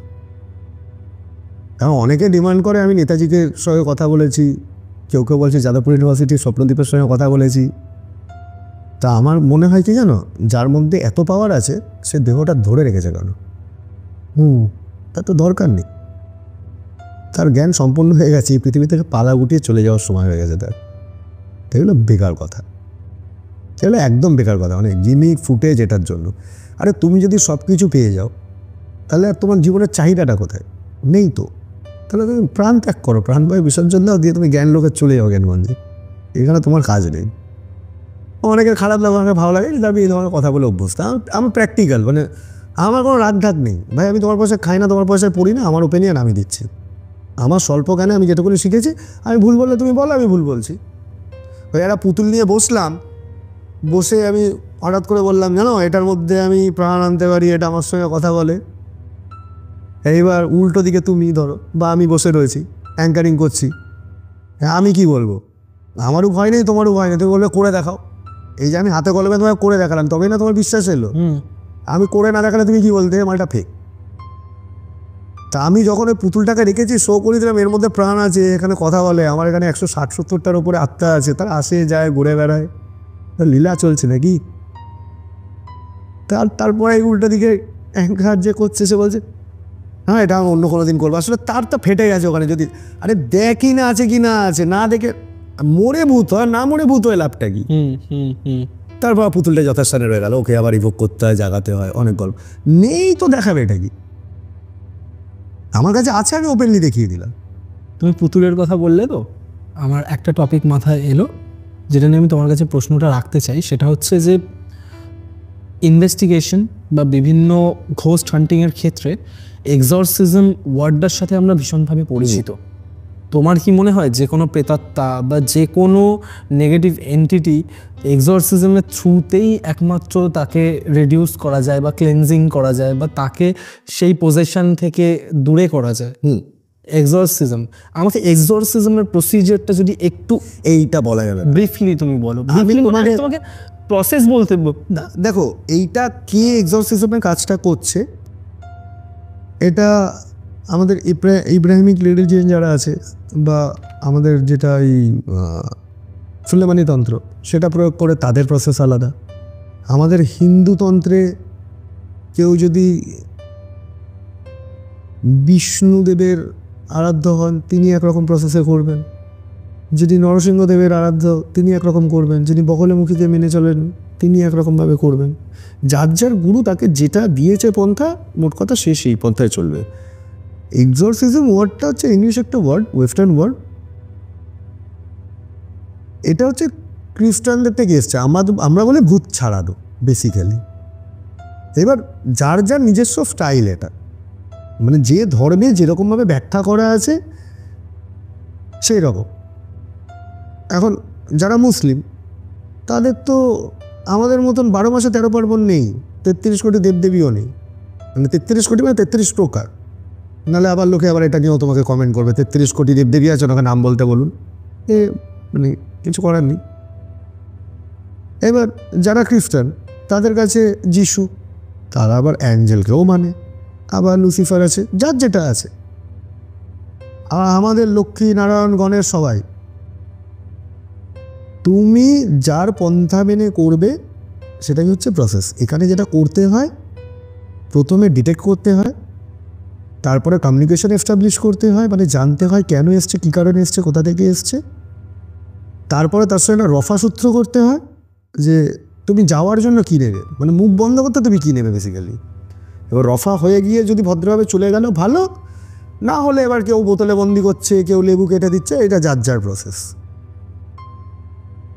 মানে আমি যদি পাতি বাংলা কথায় আমি যদি বলি, তাহলে মানুষের শরীর থেকে ঈশ্বরের শক্তিকে কাজে লাগিয়ে শয়তানকে দূরে পাঠানো ইজ ইকুয়ালস টু এক্সরসিজম। মানুষের শক্তি কিন্তু নয়, আবার মানুষের শরীর থেকে, মানুষের শরীর থেকে ঈশ্বরের শক্তিকে কাজে লাগিয়ে। এইটা হচ্ছে একদম গোদা বাংলায় বললাম তোমাকে। এবার কারণ এটাই অডিয়েন্স বুঝবে। এরপরে যদি আমি বেশি বলি তাহলে আমার চ্যানেলের মতন তোমার ভিডিও হয়ে যাবে। এখনো অবধি তোমার কি মনে হয়, কলকাতার তো অনেক হন্টেড প্লেসে তুমি গেছো, রাইট? তো কোনটা actually one of the most creepiest place তুমি ক্লেম করছো? ভারতপুর শাসনের ওই বাড়িটা, যেটা আমার জীবন দর্শনকে চেঞ্জ করে দিয়েছে। আমি বাকিদের মতন এগুলো বলতে পারবো না। ওই আমাকে ঢোকার পারমিশন দিক না, আমাকে ঢোকার পারমিশন দিক, আমি আমার টিম নিয়ে যাচ্ছি, ইনভেস্টিগেট করছি, তারপরে আমি বলে দেবো ওখানে কি আছে না আছে, সেটা আমি বলতে পারি। বাট বারুইপুরের কেসটা,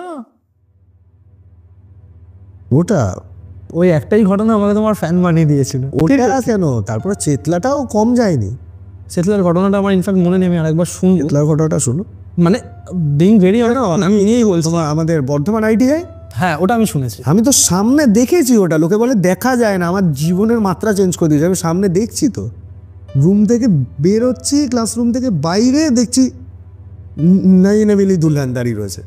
না ওটা শুনে আমার সব থেকে বেশি হরিফিক লেগেছিল যে তুমি যখন অ্যাসেম্বল করছো, মানে তুমি সফটওয়্যার অ্যাসেম্বল যখন করছো, তুমি স্পষ্ট শুনতে পেয়েছো যে এখান থেকে চলে যা, না হলে মেরে। হ্যাঁ, মানে আমি সিরিয়াসলি বিং ভেরি, আমি নাম নিয়েই বলছি, কৌস্তবের চ্যানেলে তোমার এই যে ঘটনাগুলো কিউরিও ফাইটে, এই যে ঘোষলি কল রেকর্ডিংগুলো, এটা এক একটা মাইলস্টোন জেনুইনলি। এখনো অনেকে খোঁজে কৌস্তবের ওখানে, আমি কৌস্তবের চ্যানেলটা ফলো করি, এখন অনেকে খোঁজে তন্ময়দা কেন আসছে না, তন্ময়দা কেন আসছে না। তন্ময়দা বানানো গল্প নিয়ে তো আসতে পারবে না, তন্ময়দা নিজস্ব হয়ে যাবে। হয়ে গেছে ইনভেস্টিগেশন। আমি কৌস্তবকেও বলেছিলাম, কৌস্তবকেও প্রচুর অডিয়েন্স এটা নিয়ে পেনিট্রেট করে, কেন তন্ময়দাকে ডাকছো না। অ্যাকচুয়ালি কৌস্তবের কিছু করার নেই। আরে আমার কাছে যদি গল্প থাকে, মানে স্টোরি থাকে, মানে আমার কাছে তো গল্প নেই, ঘটনা, সেই রকম রোমাঞ্চক ঘটনা থাকলে তো আমি ওকে দেবো, না থাকলে কি আমি ওকে বানিয়ে দেবো, সেটাও তো অডিয়েন্সকে বুঝতে হবে। কৌস্তব ওখানে একটা মেন্টাল প্রেশারে পড়ে যায় অডিয়েন্সের জন্য, অডিয়েন্স এইরকমই বস, কিছু করার নেই। মানে ওরা এটা ভাবছে না এবার প্রত্যেক দিন যে তুমি নতুন নতুন ইনভেস্টিগেশন করছো, নতুন নতুন এনকাউন্টার। সম্ভব না তো, আমি কেন যেচে বাস নিতে যাব? তোমাকে দেখানোর ইন্টেনশন আমার নেই। আমি যদি কোনোটা নিজে দেখতে পাই তখন তোমার সামনে তুলে ধরলাম, এবার তুমি সাপ বুঝলে না ব্যাংক বুঝলে তোমার ব্যক্তিগত ব্যাপার। আমি প্রত্যেকটা পদে পদে তোমাকে ক্ল্যারিফাই করার জন্য এখানে বসে নিই, আমার সময় নেই অত। আমি যেটা করে আনছি আমার এক্সপিরিয়েন্সটা শেয়ার করছি। এবার ভালো লাগলে তোমার, খারাপ লাগলে তোমার, বোঝার চেষ্টা করো, না জানতে পারলে কমেন্ট করো, আমি আনসার দিয়ে দেবো। কিন্তু তুমি যদি আমাকে বলো যে প্রত্যেক সপ্তাহে একটা করে করতে হবে, আমার কি দায়বদ্ধতা আছে নাকি এটা করার? আর আমি কেন তোমাকে করতে গিয়ে নিজে কেন ফাঁসি কাটে গলা, হাড়ি কাটে গলা দেবো? এগুলো করা তো খুব রিস্কি কাজ, ভীষণ রিস্কের কাজ, খুব রিস্কি কাজ। তুমি চাইলেই রেগুলার তুমি বেরিয়ে পড়তে পারো না। ওই তাহলে কি হবে, তুমি কিছুদিন কাজ করবে, তারপরে সাদা শাড়ি পরে দৌড় করাতে হবে এপার থেকে ওপার। এবং এদেরই মার্কেট, আমি নাম ধরেও তোমাকে বলে দিতে পারি। একটা চ্যানেল আছে রাতের কুয়েলি, ফলো করবে, তুমি ফলো করবে, সাদা শাড়ি পরিয়ে দৌড় করিয়ে দিচ্ছে, বিশাল বড় প্যারানরমাল ইনভেস্টিগেটর হয়ে গেছে। আমরা যেটা মেডিটেশনে হিলিং ওম সাউন্ড ক্রিয়েট করার জন্য যেটাকে ইউজ করি, উনি ওটাকে বাজে মানে প্রেতকে আহ্বান করছেন। ওকে, ছেড়ে দিলে দৌড়ানোর জায়গা পাবে না, বুঝেছো? তারও সাবস্ক্রাইবার দেবে 70,000। পাবলিক ওই নাটকটাই দেখে, আর নাটক দেখে দেখে মাথায় এত বসে গেছে, এখন তুমি যদি নতুন কিছু ভালো কিছুও দাও, তোমাকেও বলবে তুমিও নাটক করছো। এক্স্যাক্টলি, বুঝেছো? তো ওই জন্য আমি অডিয়েন্সের দিকে আমার ফোকাস নেই, আমার ফোকাস আমার কাজের ওপরে। আমার কাজ ভালো লাগলে অডিয়েন্স আমাকে ফোকাস করে নেবে, আমার কি দরকার আছে? চলছে তো ভালো সংসার, নিজের ব্যবসা আছে, সব কিছু আছে, তার বাইরে গিয়ে করছে কারণ ভালো লাগার জায়গা আছে। এই যে তুমি আজ চাকরি ছেড়ে দিয়ে পডকাস্ট করছো, কেন করছো? ভালো লাগার জায়গা তো। এই নেগেটিভ কমেন্ট বা সব কিছুর পার্সপেক্টিভ থেকেই আরও একটা পয়েন্ট আমার মাথায় এলো, সেটা হচ্ছে নজর বা কুনজর, রাইট? অনেক সময় আমরা দেখেছি মানুষ না, বর্তমান যুগে এটা অনেক বেশি দেখতে পাচ্ছি যে মানুষ ধরো তার প্রিয় মানুষের সাথে কাটানো কিছু সুন্দর মুহূর্ত সে সোশ্যাল মিডিয়াতে দিতে ভয় পাচ্ছে শুধুমাত্র এই কারণে যে তার কুনজর লেগে যাবে। ওকে, তুই কুনজর লেগে যাওয়ার ব্যাপারটাকে তুমি কিভাবে দেখো? মানে এটা কি আদৌ কাজ করে? হ্যাঁ, কাজ করে, এটা কাজ করে। কিভাবে? এটাকে বলে ইভিল আই। ধরো তোমার বাড়িতে একটা সদ্যজাত সন্তান এসছে, তোমার ধরো নিজে তুমি বিয়ে করেছো, আজ থেকে 5 বছর পরে তুমি থিঙ্কিংয়ে যাও, বা 5 বছর বাদে তুমি বছর 2-3 পরে তুমি হয়তো বিয়ে করলে, তার 1-2 বছরের মধ্যে তুমি একটা বেবি তোমার হলো, মানে তোমার ওয়াইফ কনসিভ করলো, খুব সুন্দর হয়তো তাকে দেখতে হলো, ফর্সা টুকটুকে না, বাচ্চা যেরকম আদর্শ বেবি দেখতে হলো, বাচ্চাটা খুব সুস্থ। এবার তুমি তাকে দিয়ে বাইরে ঘুরতে গেলে কোথাও, এবার কিছু মানুষ থাকে আসবে তো এসে, ও মা কি সুন্দর দেখতে বেবিটা, কি সুন্দর, দেখো দেখো দেখো, একটু চুটকে দিল। তার ব্যাক অফ দ্য মাইন্ড সে কি চিন্তা করে তোমার বেবির কাছে এসে তুমি তো জানো না। সে হয়তো একটা নেগেটিভ কিছু থট নিয়ে তোমার বেবির কাছে এসছে, ওই যে তোমার বেবিকে ওটা বলে গেল, ইনডাইরেক্টলি তোমার বেবিকে যখন টাচ করে গেল, তখন তোমার বেবিকে ওটা দিয়ে চলে গেল, ওই নেগেটিভ ভাইব্রেশনটা দিয়ে চলে গেল। এবার তুমি বাড়িতে নিয়ে এলে জ্বর আরম্ভ হয়ে গেল, লুথ মোশন আরম্ভ হয়ে গেল, ভমিট করতে শুরু করলো, পেটে ব্যথা আরম্ভ হলো, তখন এবার তুমি নিয়ে ছুটলে ডাক্তারের কাছে, ডাক্তার রিপোর্টে কিছু পেলো না, তারপরে একটা স্থানীয় মন্দিরে নিয়ে গেলে, ঝেড়ে দিল, বলে হাওয়া বাতাস লেগেছে, নজর লেগে গেছে। মানে তোমার প্রচুর এফেক্টিভ হয়। আমি নিজের লাইফে ভুক্তভোগী অনেক কবার। আমি আমার ছোটোবেলায় অনেক কবার ভুক্তভোগী। কীরকম হবে, ধরো তুমি ইউটিউবে ধরো তোমার আজ 85 কি 90,000 সাবস্ক্রাইবার প্লাস মাইনাস, কালকে তোমার 1.5 লাখ হবে, পরশু দিন তোমার 2 লাখ হবে। আজকে তুমি একতলা বাড়িতে আসো, কালকে তুমি 4 তলা বাড়ি করবে নিজের। ইনকাম বাড়লে তো মানুষ এগুলোর উপরে ইনভেস্ট করে। এবার ধরো সমসাময়িক তোমার কোনো বন্ধু, সে হয়তো তোমার এই ক্যারিয়ারের দৌড়ে তোমার থেকে পিছিয়ে গেছে, সে প্রত্যেকটা মুহূর্তে কী হচ্ছে, ভগবান যা দিচ্ছে সব ওকেই দিচ্ছে, আমাকে একটু দিচ্ছে না। এবার তোমার সঙ্গে এসে কথা বলবে, দেখবে কিন্তু একটু টোন করে কথা বলে তোমার সঙ্গে, ঠিক স্বাভাবিকভাবে মেনে নিতে পারে না। তার মানে তার ভেতরে তোমাকে নিয়ে কিছু নেগেটিভ থটস চলছে। এবার যখনই তোমাকে ওই ধরনের কথাগুলো বলছে, ও কিন্তু মাথায় কিন্তু একটা সাবকনসিয়াস মাইন্ডে তোমার সম্পর্কে নেগেটিভ প্রোগ্রামিং করে রেখে দিয়েছে। এবার যখন ও তোমার সঙ্গে এসে কথাবার্তা বলছে বা হাবভাব করছে বা কিছু একটা করছে, ওই ভাইব্রেশনটা কোথাও না কোথাও আমাদের অরা ক্যাচ করে নেয়, ইলেকট্রোম্যাগনেটিক ফিল্ড ওই জোনটাকে ক্যাচ করে নেয়। তুমি হয়তো সে সময় একটু ডাউন ছিলে, কোনো একটা কারণে ডিপ্রেশনে ছিলে, তোমার বডির অরা তখন ডাউন ছিল, তুমি ওটাকে ক্যাচ করে নিলে, ব্যাস তোমার জীবনের সর্বনাশ শুরু। তো এটা থেকে কীভাবে, আমি জানতে চাই। প্রচুর পজিটিভ থটস রাখো। কিছু তো নিশ্চয়ই রেমিডিস আছে, সেগুলো আমি অফ ক্যামেরা তোমাকে বলে দেবো। ক্রিস্টালস আছে, ক্রিস্টালস খুব ভালো কাজ করে এগুলোর জন্য। যেরকম ব্ল্যাক টোমোলিন আছে, ব্ল্যাক অবসিডিয়ান আছে, ইভিল আই আছে, এরকম বেশ কিছু ক্রিস্টালস আছে, সেগুলোকে পড়তে পারো। এবং যতটা পারবে নিজেকে ক্লিনস করে রাখবে, মানে রক সল্ট দিয়ে স্নান করা অন্তত। আমি ওটাই করি বেসিক্যালি। ঠিক আছে, শুধু রক সল্ট না ইউজ করে তার সঙ্গে একটু গোলাপ জল, তার সঙ্গে একটু ল্যাভেন্ডার অয়েল যদি মিক্স করে সেটা দিয়ে করতে পারো, সেটা আরও ভালো ক্লিনসিংয়ের কাজ করে। নিজেকে যতটা পারবে পরিষ্কার পরিচ্ছন্ন রাখা, নিজের যে ডিভোটি আছে তাকে যতটা পারবে স্মরণ করো, বা সেরকম হলে তুমি অ্যাঞ্জেল হিলিং প্র্যাকটিস করতে পারো, খুব ভালো কাজ দেয় এগুলোতে। এরকম অনেক কিছু প্রসেস আছে। অনেক কিছু নিয়ে আমরা আজকে ডিসকাস করেছি, শুধুমাত্র যেটা বাকি থেকে গেল সেটা হচ্ছে তোমার ইনভেস্টিগেশনের ইনসিডেন্ট, যেটা তুমি একদম শুরুতে বলেছিলে যে তুমি একদম শেষে গিয়ে ঘটনা বলবে। আচ্ছা, এবার আমরা সরাসরি ঘটনাতে যাব। আচ্ছা ঠিক আছে। কি ঘটেছিল ডুমুরজোলাতে? অ্যাকচুয়ালি ডুমুরজোলা কেসটা খুব অদ্ভুত। প্যারানর্মাল ইনভেস্টিগেশন ছেড়ে দেওয়া, তারপরে আবার পুরনো অডিয়েন্সের ডাকা ফিরে আসা, চেতলার ঘটনাটা যেটা তোমাকে বললাম শোনো। তারপরে এটা কিন্তু তখনই যখন আমি কৌস্তবের সঙ্গে রয়েছি অ্যাটাচ, মানে কিউরিফাইড আমার স্টোরিগুলো আসছে, সেই সময় ওখান থেকে আমার নাম্বার নিয়ে কন্ট্যাক্ট করে হঠাৎ করে, মানে তোমার যে ক্লায়েন্ট। হ্যাঁ, তো হঠাৎ করে আমাকে ফোন করে কন্ট্যাক্ট করে। আমি পুরো ব্যাপারটা শুনতে চাই। প্রথমে কি হচ্ছিল ইনসিডেন্ট, ঘটনাটা চলছে ধরো 2 থেকে 2.5 বছর ধরে। ওকে, ওরা ফেস করছে, কিন্তু ওরা কেয়ার করছিল না কিছু। প্রথম যেটা শুরু হয়, দেয়ালের বিভিন্ন জায়গায় বিভিন্ন অ্যালফাবেটস আসতো, কোথাও এ লেখা, বা শুধু অ্যালফাবেটস বলে না, বিভিন্ন ধরনের সাইন ল্যাঙ্গুয়েজ, একটা ক্রস, একটা ট্রায়াঙ্গেল, একটা সার্কেল, একটা এ লেখা, এই শুরু হলো এখান থেকে। এরপরে আস্তে আস্তে শুরু হলো থ্রেটনিং, সেটাও লিখিত রূপে। দেয়ালের মধ্যে হঠাৎ করে লেখা রয়েছে হেল, নিচে লেখা এ। এখন যখন আমি পুরো জিনিসটাকে শুনলাম, তখন আমি জিজ্ঞেস করলাম বাড়িতে যারা ফ্যামিলি মেম্বার কজন। বললো আমার তো বিয়ে হয়ে গেছে, মা আর বাবা থাকে ওখানে, তাহলে বাচ্চা কাচ্চা কেউ নেই, তাহলে দেয়ালের মধ্যে লেখার কেউ নেই, ক্লিয়ার। বড় কেউ যদি লেখে, কারণ যেগুলো আমাকে পাঠিয়েছিল ফুটেজগুলো, বড়রা যদি কেউ কিছু করে তাহলে তাদের লেখার প্যাটার্নটা অন্যরকম হবে, ওটা কোনো বাচ্চার লেখা ছাড়া হবে না, আর নাহলে অন্য কোনো জিনিস। তো দেখে বললাম ঠিক আছে।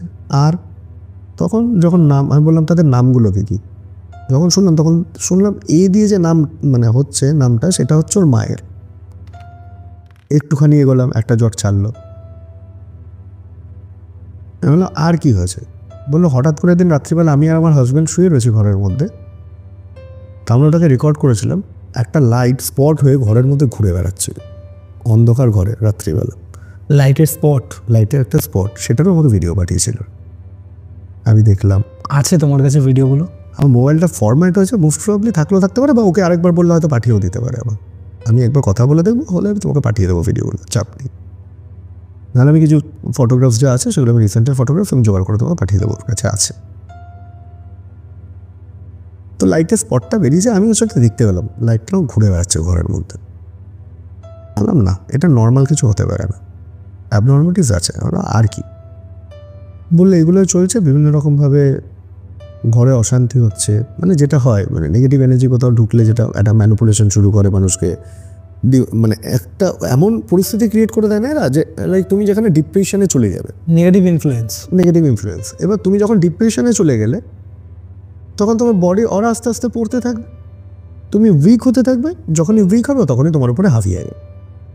এখন দেখ এটা কিন্তু খুব মানে কমন ফ্যাক্টর, এগুলোতে এই জিনিসগুলো হয়। তখন আমাদেরকে বলা হলো ভিজিটের জন্য, তো আমি বললাম ভিজিটের জন্য, এবার আমাদের নর্মাল তো একটা চার্জ লাগে কোথাও গেলে। আমি সেটা বললাম সামহাও, যে ওদের কোনোভাবে সেটা বিলিভ করছিল না ওরা, মানে ওর বাড়ির লোক মানতে চাইছিল যে এত ইয়াং ছেলে এরা কী করে কী কাজ করবে না করবে, অবিশ্বাসের জায়গা তৈরি হয়েছিল বেসিক্যালি। খুব স্বাভাবিক, মানে যে কেউ অতগুলো টাকা চার্জ করবে, কী কাজ করবে না করবে। তা আমি ওকে তখন কিছু প্রেডিকশন দিয়েছিলাম, যেইভাবে চললে আগামী দিনে এই জিনিসগুলো হবে, এটা হতে পারে, এই জায়গাতেই যাবে। এবং আমি যেটা ওকে বলে দিই, যেরকম বলি সেগুলোই ওর সঙ্গে ঘটতে থাকে। এখন যেমন মানে আমি ওকে বলেছিলাম যে এরপরে এরকম একটা স্টেজ শুরু হবে, যেখানে গিয়ে বাড়ির লোক আস্তে আস্তে অসুস্থ হবে, ছোটোখাটো অ্যাক্সিডেন্ট ঘটে যেতে পারে। সেই অ্যাক্সিডেন্টের পরে ডাক্তারের কাছে গেলে ডক্টর কোনো মেডিকেল গ্রাউন্ডে কোনো রেমেডিস দিতে পারবে না, কোনো মানে কনক্লুশনে আসতে পারবে না, কোনো রিপোর্ট, সব কিছু নেগেটিভ থাকবে, কিন্তু তারপরেও জিনিসটা নিয়ে ভুগবে এবং আস্তে আস্তে এগুলো হবে। এবং এটা হয়, হঠাৎ করে ওর বাবা একদিন বাজারে যাচ্ছে, কোথাও কোনো কারণ নেই রিক্সা থেকে পড়ে গেছে, কোথাও কোনো কারণ নেই রিক্সা থেকে হঠাৎ করে পড়ে গেছে। পড়ে গিয়ে এমন চোট পেয়েছে, সে শরীর টরীর উইক হয়ে সে প্রায় বিছানা শয্যাশয়ী হয়ে যায়, এরকম একটা কন্ডিশন হয়ে গেছে। তো ডাক্তারের কাছে গেছে, ডাক্তার সমস্ত কিছু রিপোর্ট চেক করেছে, সব কিছু নর্মাল। এবার তো ওদের মনে আস্তে আস্তে জিনিসগুলো চলছে, একটা ব্যাক অফ দ্য মাইন্ড তো কথাগুলো মাথায় স্টোর রয়েছে। তখন এই জিনিসটা হতে তখন আবার আমাকে কন্ট্যাক্ট করে, আবার আমি একই কথা আবার পুরোটা শুনি, যেগুলো তখন আমাকে বলে এই জিনিসগুলো হচ্ছে, মা বাবার মধ্যে গণ্ডগোল লেগে যাচ্ছে, বাড়ির মধ্যে এমন হয়ে গেছে, মা বাবাকে সহ্যই করতে পারছে না। বললাম এবার যেটা হবে, আমি চ্যানেলাইজ করছি এনার্জিটাকে, বললাম এবার যেটা হবে, এবার হচ্ছে তুই যেদিনকে ওই বাড়িতে যাবি, কারণ ও তো বয়সে ছোটো, তাই আমরা বন্ধু বান্ধবের মতো মেলামেশা করি, তো আল্লাহ এবার তুই যখন যাবি দেখবি এবার এই এফেক্টটা তোর মধ্যে আসবে, এবং হতে পারে ফিজিক্যালি তুই কিছু প্রুফ পাবি, সেটা যে কোনোভাবে তোকে বোঝাবে। যেমন বলা তেমন কাজ, বাড়িতে গেছে, আর ছোটোখাটো গণ্ডগোল নিয়ে হয়েছে, সেখানে ও জিনিসপত্র ছুড়ে দিয়েছে বাবার দিকে, যেখানে বাবার মুখের উপরে কোনো কথাই বলে না, এত ভালোবাসে বাবাকে, সেখানে বাবার দিকে একটা কিছু ছুড়ে দিয়েছে। বাবারও সেটা মাইন্ডে লেগে গেছে, সেই নিয়ে তুমুল অশান্তি বাড়িতে। রাত্রিবেলা শুয়েছে, পিঠে আঁচড়, কে ওকে আঁচড় দেবে পিঠে, পিঠে আঁচড়, আরও ঠিক আছে। আবার কথাবার্তা হলো, আবার জিনিসটা ন্যাচারালি পিছিয়ে গেল। আবার ওদের বাড়ির লোক রাজি হচ্ছে, মানে ওর মা রাজি হচ্ছে না, ওর মা আংশিক পজিটিভ হয়েছিল এনার্জিটার উপরে, এখনও পজিটিভ ওইরকম, মানে ফুল ক্যাপচার করতে পারছে না, সেটা উপরওয়ালার কৃপা বলো বা ওর মায়ের প্ল্যানেটারি পজিশন বলো, যে কোনো কারণে কার্মিক ফল হোক, যে কোনো কারণেই হোক, ওকে ফুললি নিতে পারছে না, গ্রিপ করতে পারছে না ওর মাকে। এগুলো করে তা আবার বেশ কিছুদিন পিছিয়ে গেল। আমার সঙ্গে ধরো 1 বছর ধরে এটা নিয়ে স্টাডি চলছে। আমার কিছুদিন পিছিয়ে গেল, এদিকে আমার ভিডিও দেখছে, সব কিছু করছে, কথাবার্তা বলছে, নর্মাল আমাদের কথাবার্তা, তার মধ্যে এগুলো নিয়ে আলোচনা হচ্ছে, হ্যাঁ রে অমুক দিন এটা হয়েছে, হ্যাঁ রে অমুক দিন এটা হলো, সব শুনছি। এর মধ্যে যেটা হলো, আমি বললাম দেখ, তখন এটা কালী পুজোর আগে, ঠিক আগে হ্যাঁ, তখনই আমাদের এপার আর ওপারের জগতের যে মাঝখানে পর্দাটা একদম পাতলা হয়ে যায়, একটা পার্টিকুলার টাইম জোনে, চতুর্দশী। আমি তখন বলতে চান দেখ, এই টাইমে এই জিনিসগুলো হবে, তোর মায়ের কিন্তু মেন্টালি এই চেঞ্জগুলো হবে, একটু ডিপ্রেশনে যাবে, একটু ভয় এবার পাবে, এবার ফিল করবে, অস্তিত্বটা ফিল করাবে। তো যেমন বলা তেমন কাজ, অক্ষরে মিলে গেল। তখন গিয়ে ওরা কথা গিয়ে রাজি হলো, ওর মা এবার বিশ্বাস করে। আমরা তোর মা এখন বিশ্বাস করছে, ভয় পাচ্ছে বলে, 2 দিন বাদেই আবার এটাকে ভুলে যাবে, দেখবি না করে দেবে। তো এই করতে করতে 1 বছরের পুজো কেটে গেল। ঠিক তাই যেরকম বলেছিলাম তেমনই হয়েছে। একবার উনি বিশ্বাস করছেন, আবার যখন পজিটিভ হয়ে যাচ্ছে তখন কাউকে অ্যালাউ করছেন না। তো বারবার চেষ্টা করছে না এন্টিটিটা হাবি হওয়ার জন্য, আর না করে দিচ্ছে, কিছুতেই কিছু বুঝে উঠতে পারছে না। আরও কিছু সিম্বল পাবি, আমার যা মন বলছে আরও কিছু পাবি, একটু ওয়েট কর, একটা সময় তোর বাড়ির লোকই আমাকে ডাকবে। তো এরপরে যেটা শুরু হলো ব্লাড পড়া। ব্লাড পড়া? ঘরের বিভিন্ন জায়গা, মানে 4টে ধরো কোন, তো 4টে কোণে না 4টে গ্লাস সেলফ লাগানো আছে। গ্লাস সেলফগুলোর মধ্যে টেডি বিয়ার রাখা, সেলফগুলোর কর্নার থেকে রক্ত পড়ছে। ধরো তোমার ওই বাড়ির কর্নার, ওখানে ধরো একটা টেডি বিয়ার রাখা আছে, ওই সেলফটা যেখানে আছে, কার্ভ যে সেলফগুলো থাকে দেখেছো ছোটো ছোটো, কোণ থেকে ঢুকে গিয়ে সামনেটা কার্ভ, ওই হাফ কার্ভের ওপরে টেডি বিয়ারটা বসে না, ওই ঠিক কোণ বরাবর রক্তটা পড়ছে। ওখান থেকে রক্ত, দেয়াল থেকে রক্ত কোথা থেকে পড়বে? টেডি বিয়ারের বিভিন্ন জায়গা থেকে। এমন শুধু খালি টেডি বিয়ারগুলো না, এরপরে যেটা শুরু হলো, ব্যালকানির যে দেওয়াল, ব্যালকানির দেওয়াল থেকে ব্লাড পড়েছে। ঠাকুর ঘর পর্যন্ত বাদ দেয়নি। মুখার্জি ব্রাহ্মণ, বাবা গায়ত্রী মন্ত্র জপ করা ছেড়ে দিয়েছে, মায়ের পুজোর উপরে ভক্তি ভক্তি উঠে গেছে। নেগেটিভ এনার্জি কীরকমভাবে আসে, ইনফ্লুয়েন্স করে মানুষের জীবনকে, এই স্টেজে পৌঁছে গেছে। এইবার খুব ভয় পেয়ে গেছে। এর মাঝখানে কী হয়েছে, একদিন ওর হাজব্যান্ড কাজ থেকে বাড়ি ফিরেছে, মানে সেই দিনকে ওর বাপের বাড়িতে ছিল, ওদের কিছু একটা অকেশন ছিল, সেই জন্য হাজব্যান্ড ওখানে গিয়ে থাকবে। তো হাজব্যান্ড ওখানে বসে রয়েছে, হঠাৎ করে দেয়ালে লেখা উঠেছে হ্যালো। দেওয়ালে লেখা উঠেছে? ধরো মানে ড্রয়িং রুমে বসে রয়েছে, ডাইনিং টেবিলের মধ্যে সবাই বসে রয়েছে, গল্প টল্প করছে ড্রয়িং প্লেসে। এবার কিছু একটা কথা নিয়ে কাউকে একটা হ্যালো ফ্যালো বলেছে, হঠাৎ বাঁদিকে ঘুরে দেখছে দেয়ালটার মধ্যে লেখা হচ্ছে হ্যালো। তারপর এইবার কীরকম ক্রিপি ভাবো সিচুয়েশনটা, আমি হাসছি, আমার কাছে নর্মাল এগুলো কিছু, লেখা আছে হ্যালো, তো একটু দেখে ভয় পেয়েছে। এইবার আমাকে বারবার করে ডাকছে যাওয়ার জন্য, ইমিডিয়েটলি বাড়ির লোক ডাকছে, এবং ওরা পেমেন্টের জন্য ওরা রাজি হয়ে গেছে, সব কিছু হয়ে গেছে। তো আমি গেছি, খুবই নমিনাল একটা ফিস নিয়েছিলাম, যে যাতায়াতের গাড়ি ভাড়াতে যেটুকুনি খরচা ছিল সেইটুকুনি নিয়েছে, মানে জাস্ট 3-4টে লোক গেলে একটা গাড়ির তেল, একটা সময়ের তো দাম আছে, ওইটুকুনি ফিস চার্জ করা হয়েছিল। তো যাওয়া হয় ওখানে। তো যাওয়ার পরে ওখানে আমি পুরো জায়গাটাকে ইনভেস্টিগেট করি, পুরো দেখি, দেখে যেটা বুঝতে পারি সেটা হচ্ছে ওখানে এন্টিটি প্রেজেন্স আছে। ডাউজিং ওখানে করি আমি, ক্লিয়ারলি এন্টিটি প্রেজেন্ট আমরা একদম প্রপার ফিল করি। ইএমএফ রিডিংয়ে যেটা বেরোয়, টেডি বিয়ারগুলো হচ্ছে সবকটা পজেসড। টেডি বিয়ারগুলো পজেসড? অ্যাকচুয়ালি টেডি বিয়ার কি, টেডি বিয়ার হচ্ছে একটা ফাঁকা কন্টেনার, তো ওর ভেতরে গিয়ে যে কেউ থাকতে পারে। এই যে পুতুল ক্রিয়া করি, পুতুলটাকে তো কল্পনা করে আমরা ক্রিয়াটা করি, মানে যারা করে, আমরা করি না, না লোকে আবার আমাকে তান্ত্রিক ভেবে নেবে। তো যারা করে তারা তো পুতুলটাকে একটা পার্টিকুলার কোনো মানুষ হিসেবে কল্পনা করে যে অমুক ব্যক্তি এটা, তারপরে তার উপরে ওই ক্রিয়াকলাপগুলো চালায় যাতে সেই ব্যক্তিটা এফেক্টেড হয়। তার মানে কি, ওটা একটা ফাঁকা কন্টেনার, ওর ভেতরে এনার্জি সোর্সটাকে ইনপুট করা হচ্ছে। তো ওখানে সেম, তো বুঝতে পারি।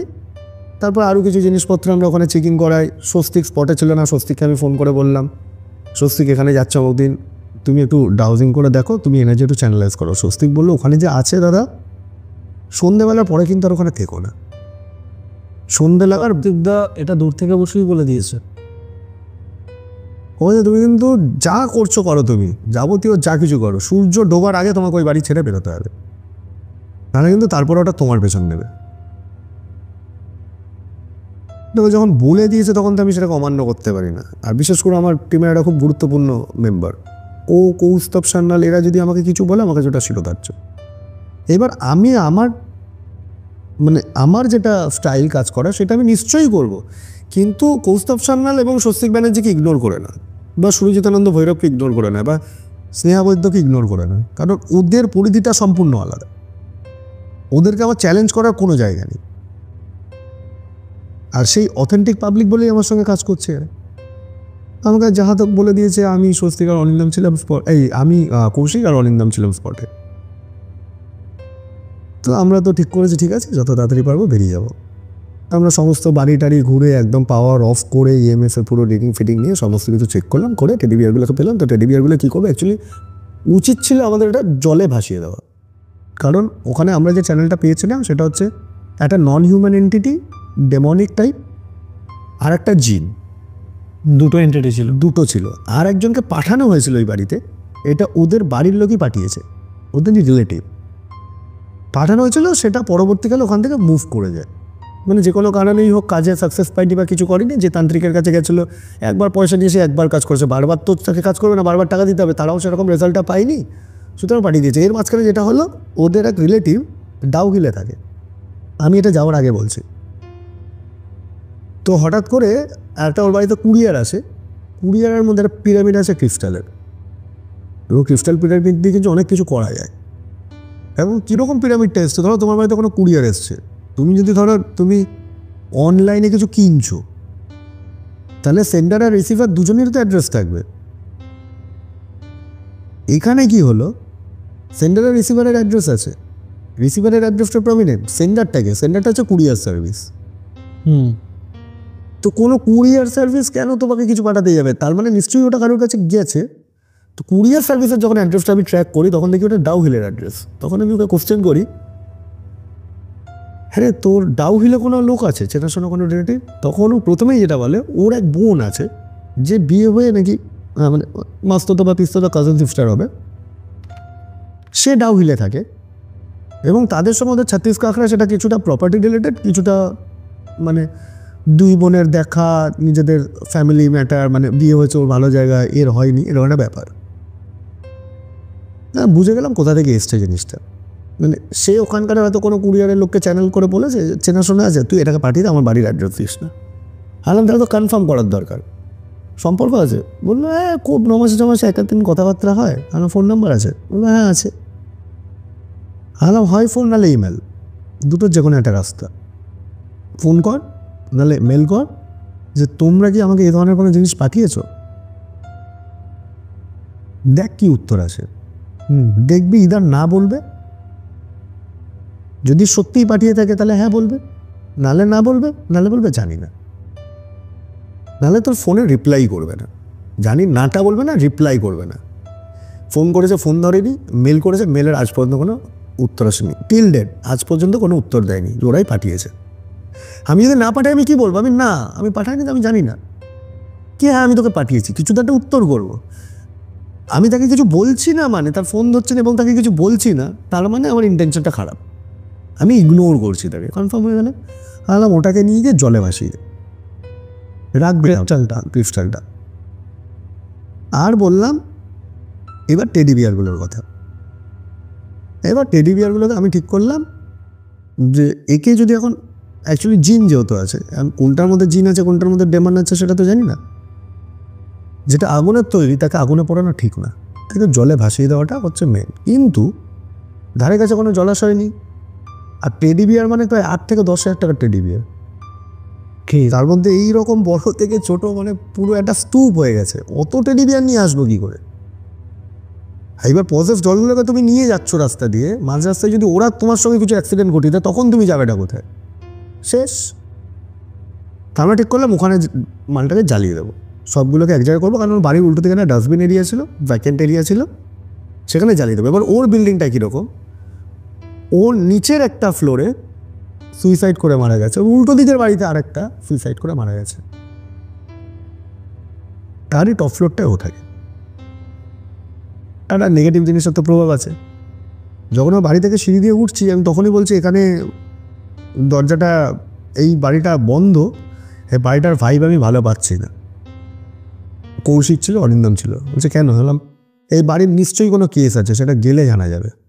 যখন গিয়ে জিজ্ঞেস করি তখন বলছে হ্যাঁ ওখানে একটা সুইসাইড করে মারা গেছে। আমি কিন্তু তার আগে জানি না হিস্ট্রি। গেছি, গিয়ে এই সমস্তগুলো করলাম। এবার ওকে কিছু রেমেডিস দিলাম, সেই রেমেডিসগুলো কি ওদের বাড়ির বাস্তু ঠিক। তা আমি বলেছিলাম হ্যাঁ ওদের দুটো বাথরুম, আমি বলেছিলাম ওই একটা বাথরুম ইউজ করবেন না, এটা খুলবেন না, মানে খুলবেন না, এটা খুললে এই জিনিস আপনার কিন্তু বাড়িতে ঘোরাফেরা শুরু করবে। আর কিছু জিনিস বলেছিলাম যে তৈরি করে পাঠাবো, খুব বেশি না, মাসে হয়তো আপনার 3,000 টাকা খরচা পড়বে পার মান্থ। আপনি 4 থেকে 6 মাস আপনি এটাকে রেগুলার বেসিস চালাবেন, আর কোনো কাজ নেই, আমরা তৈরি করে পাঠিয়ে দেবো, মাসেরটা মাসে পাঠিয়ে দেবো। ধুনো যেরকম জ্বালান ওইরকম তৈরি করে রেগুলার একবেলা করে জ্বালিয়ে সারা ঘরে ঘোরাবেন। আর রক সল্ট দিয়ে আর কিছু ক্লিনজিং আমাদের প্রসিডিওর আছে, সেগুলো ওনাকে বলে দিয়েছিলাম রেমেডিস। তো আর বাথরুমটাকে স্ট্রিক্টলি বারণ করে দিয়েছেন, এটাকে ইউজ করবেন না। তো তখন যেহেতু সব কিছু দেখেছে, বুঝেছে, ফিল করেছে, তখন হ্যাঁ হ্যাঁ করেছে। এবার ওই আংশিক পজিশন বলছি না, বেরিয়ে আসার পরে মহিলার মধ্যে আবার হাবি হয়েছে, আবার তখন আবার ডিক্লাইন মোডে চলে গেছে, ডিনাইল করছে, তখন ডিনাইল মোডে ডিনাল খুব খারাপ। চলে গেছে। এবার নিচে নেমে টেডি বিয়ারগুলোকে বিশ্বাস করো, অতগুলো টেডি বিয়ার প্রায় ধরো 20-25 টেডি বিয়ার, ছোটো বড়ো মিলিয়ে। এবার বাবু কতটা জায়গা নিয়েছে। আচ্ছা, তুমি জানতে যে কোন টেডি বিয়ারটা পজেসড? 4টে ডিটেক্ট করেছিলাম, যার জন্য বাকিগুলো আর রাখিনি। ওটাকে নেবো, ওখান থেকে বার করবো, আবার বাকিগুলোর মধ্যে ঢুকবে। ওকে, যেগুলো ঢোকার চান্সেস ছিল। এইবার রেখেছি একটা জায়গায়, এবার জ্বালাতে গেলে একটু তো তেল ফেল কিছু লাগবে না, তো খালিতে ধরবে না অতগুলো টেডি বিয়ার। বিশ্বাস করো, মানে একটা ধরো 5 ফিট বাই 4.5-5 ফিট হাইট আর উইথের কথা বলছি, এতটা জায়গা জুড়ে। এবার কেরোসিন তেল চেয়েছি জ্বালানোর জন্য, ডেটলের ছোটো যে বটলগুলো আছে দেখেছো, বা হ্যান্ড ওয়াশের যে ছোটো আমরা যেগুলো পকেটে ক্যারি করি, ওই রকম বটলের 1 বটল কেরোসিন তেল দিয়েছে, ভাবো। এবার ওই কেরোসিন তেলটা ছেটানোর পরে কতটা দূর স্প্রেড করতে পারে। যা তো একটা কোণে যখন জ্বালিয়ে দিলাম, মানে কি বলবো তোমাকে, মনে হচ্ছে জ্যান্ত মানুষের লাশ পোড়ানো হচ্ছে। ওকে, যারা প্রত্যক্ষদর্শী তারা দেখেছে, আগুন ধরো উপরে, আগুনের হাইট হচ্ছে প্রায় 11 ফুট 12 ফুট মাটি থেকে, পুরো কালো ধোঁয়া। এবার কালো ধোঁয়া হবেই, তার কারণ হচ্ছে ওর ভেতরে গ্লাস উল আছে, সিল্কের মেটেরিয়াল, কালো ধোঁয়াটা বেরোবে। তো বেরোলেও সেটা কত বেরোতে পারে? একটা চিতা জ্বললে যে পরিমাণ ধোঁয়া বেরোয়, বা দেখবে তুমি যদি কোনোদিন কোলাঘাটের দিকে যাও, দেখবে ওই বিস্কিটের যে বিক্স ফার্মের যে ওয়ারহাউস ফরহাউসগুলো আছে, ওয়ার্কশপগুলো আছে, দেখবে ওর যে চিমনি থেকে ফার্নেস থেকে যেরকম কালো ধোঁয়া বেরিয়ে যাচ্ছে, ওই রকম কালো ধোঁয়া, ওই রকম পরিমাণ ধোঁয়া। আর পুরো মানুষকে পোড়ালে যে চামড়ার গন্ধ পাওয়া যায়, সেই চামড়া পোড়ার গন্ধ। পা থেকে লোক জড়ো হয়ে গেছে, এই মারে কি সেই মারে, ধাক্কাধাক্কি শুরু। একদম সিনেম্যাটিক একটা ভিউ তখন চলছে। খুব কুললি সিচুয়েশনটা হ্যান্ডেল করছি, কারণ আমাদের ইন্টেনশন ছিল যে কোনোভাবে ওই ডলগুলোকে আমাকে জ্বালিয়ে ওখান থেকে বেরোতে হবে। বেরিয়ে চলে এলাম। মানে পাড়ার লোক কেন অপোজ করেছিল? কালো ধোঁয়া হচ্ছে, পলিউশন কন্ট্রোল, যেখানে জ্বালিয়েছেন। আর প্রথমে তো ভেবেছি আমরা ওখানে জ্বালাচ্ছি নাকি ওরকম চামড়া পোড়ার গন্ধ বেরোচ্ছে, এসে তো দেখছে টেডি জ্বালাচ্ছি। ওরাও তো বুঝতে পারছে না কী জ্বালাচ্ছি, সত্যিই কে কখন বেড়ে জ্বালিয়ে যাচ্ছি নাকি। খুব স্বাভাবিক, একটা অন্য পাড়ায় গিয়ে তোমাকে চেনে না, তোমার আননোন ফেস, তুমি সেখানে ওইরকম একটা কর্মকাণ্ড করছো, তাও ওপেন রাস্তায় দিনের বেলা। তো হয়েছে, তারপর কথা বেরিয়ে টেরিয়ে এলাম, আমি বলে এলাম। তো ওই দিনকে যখন বলে এলাম, আমাকে ওই দিনকে বললো ঠিক আছে। ও আমাকে বললো যে তুই 1 মাসের আমাকে জিনিসটা রেডি করে পাঠা। আমি বললাম ঠিক আছে, চলে এলাম।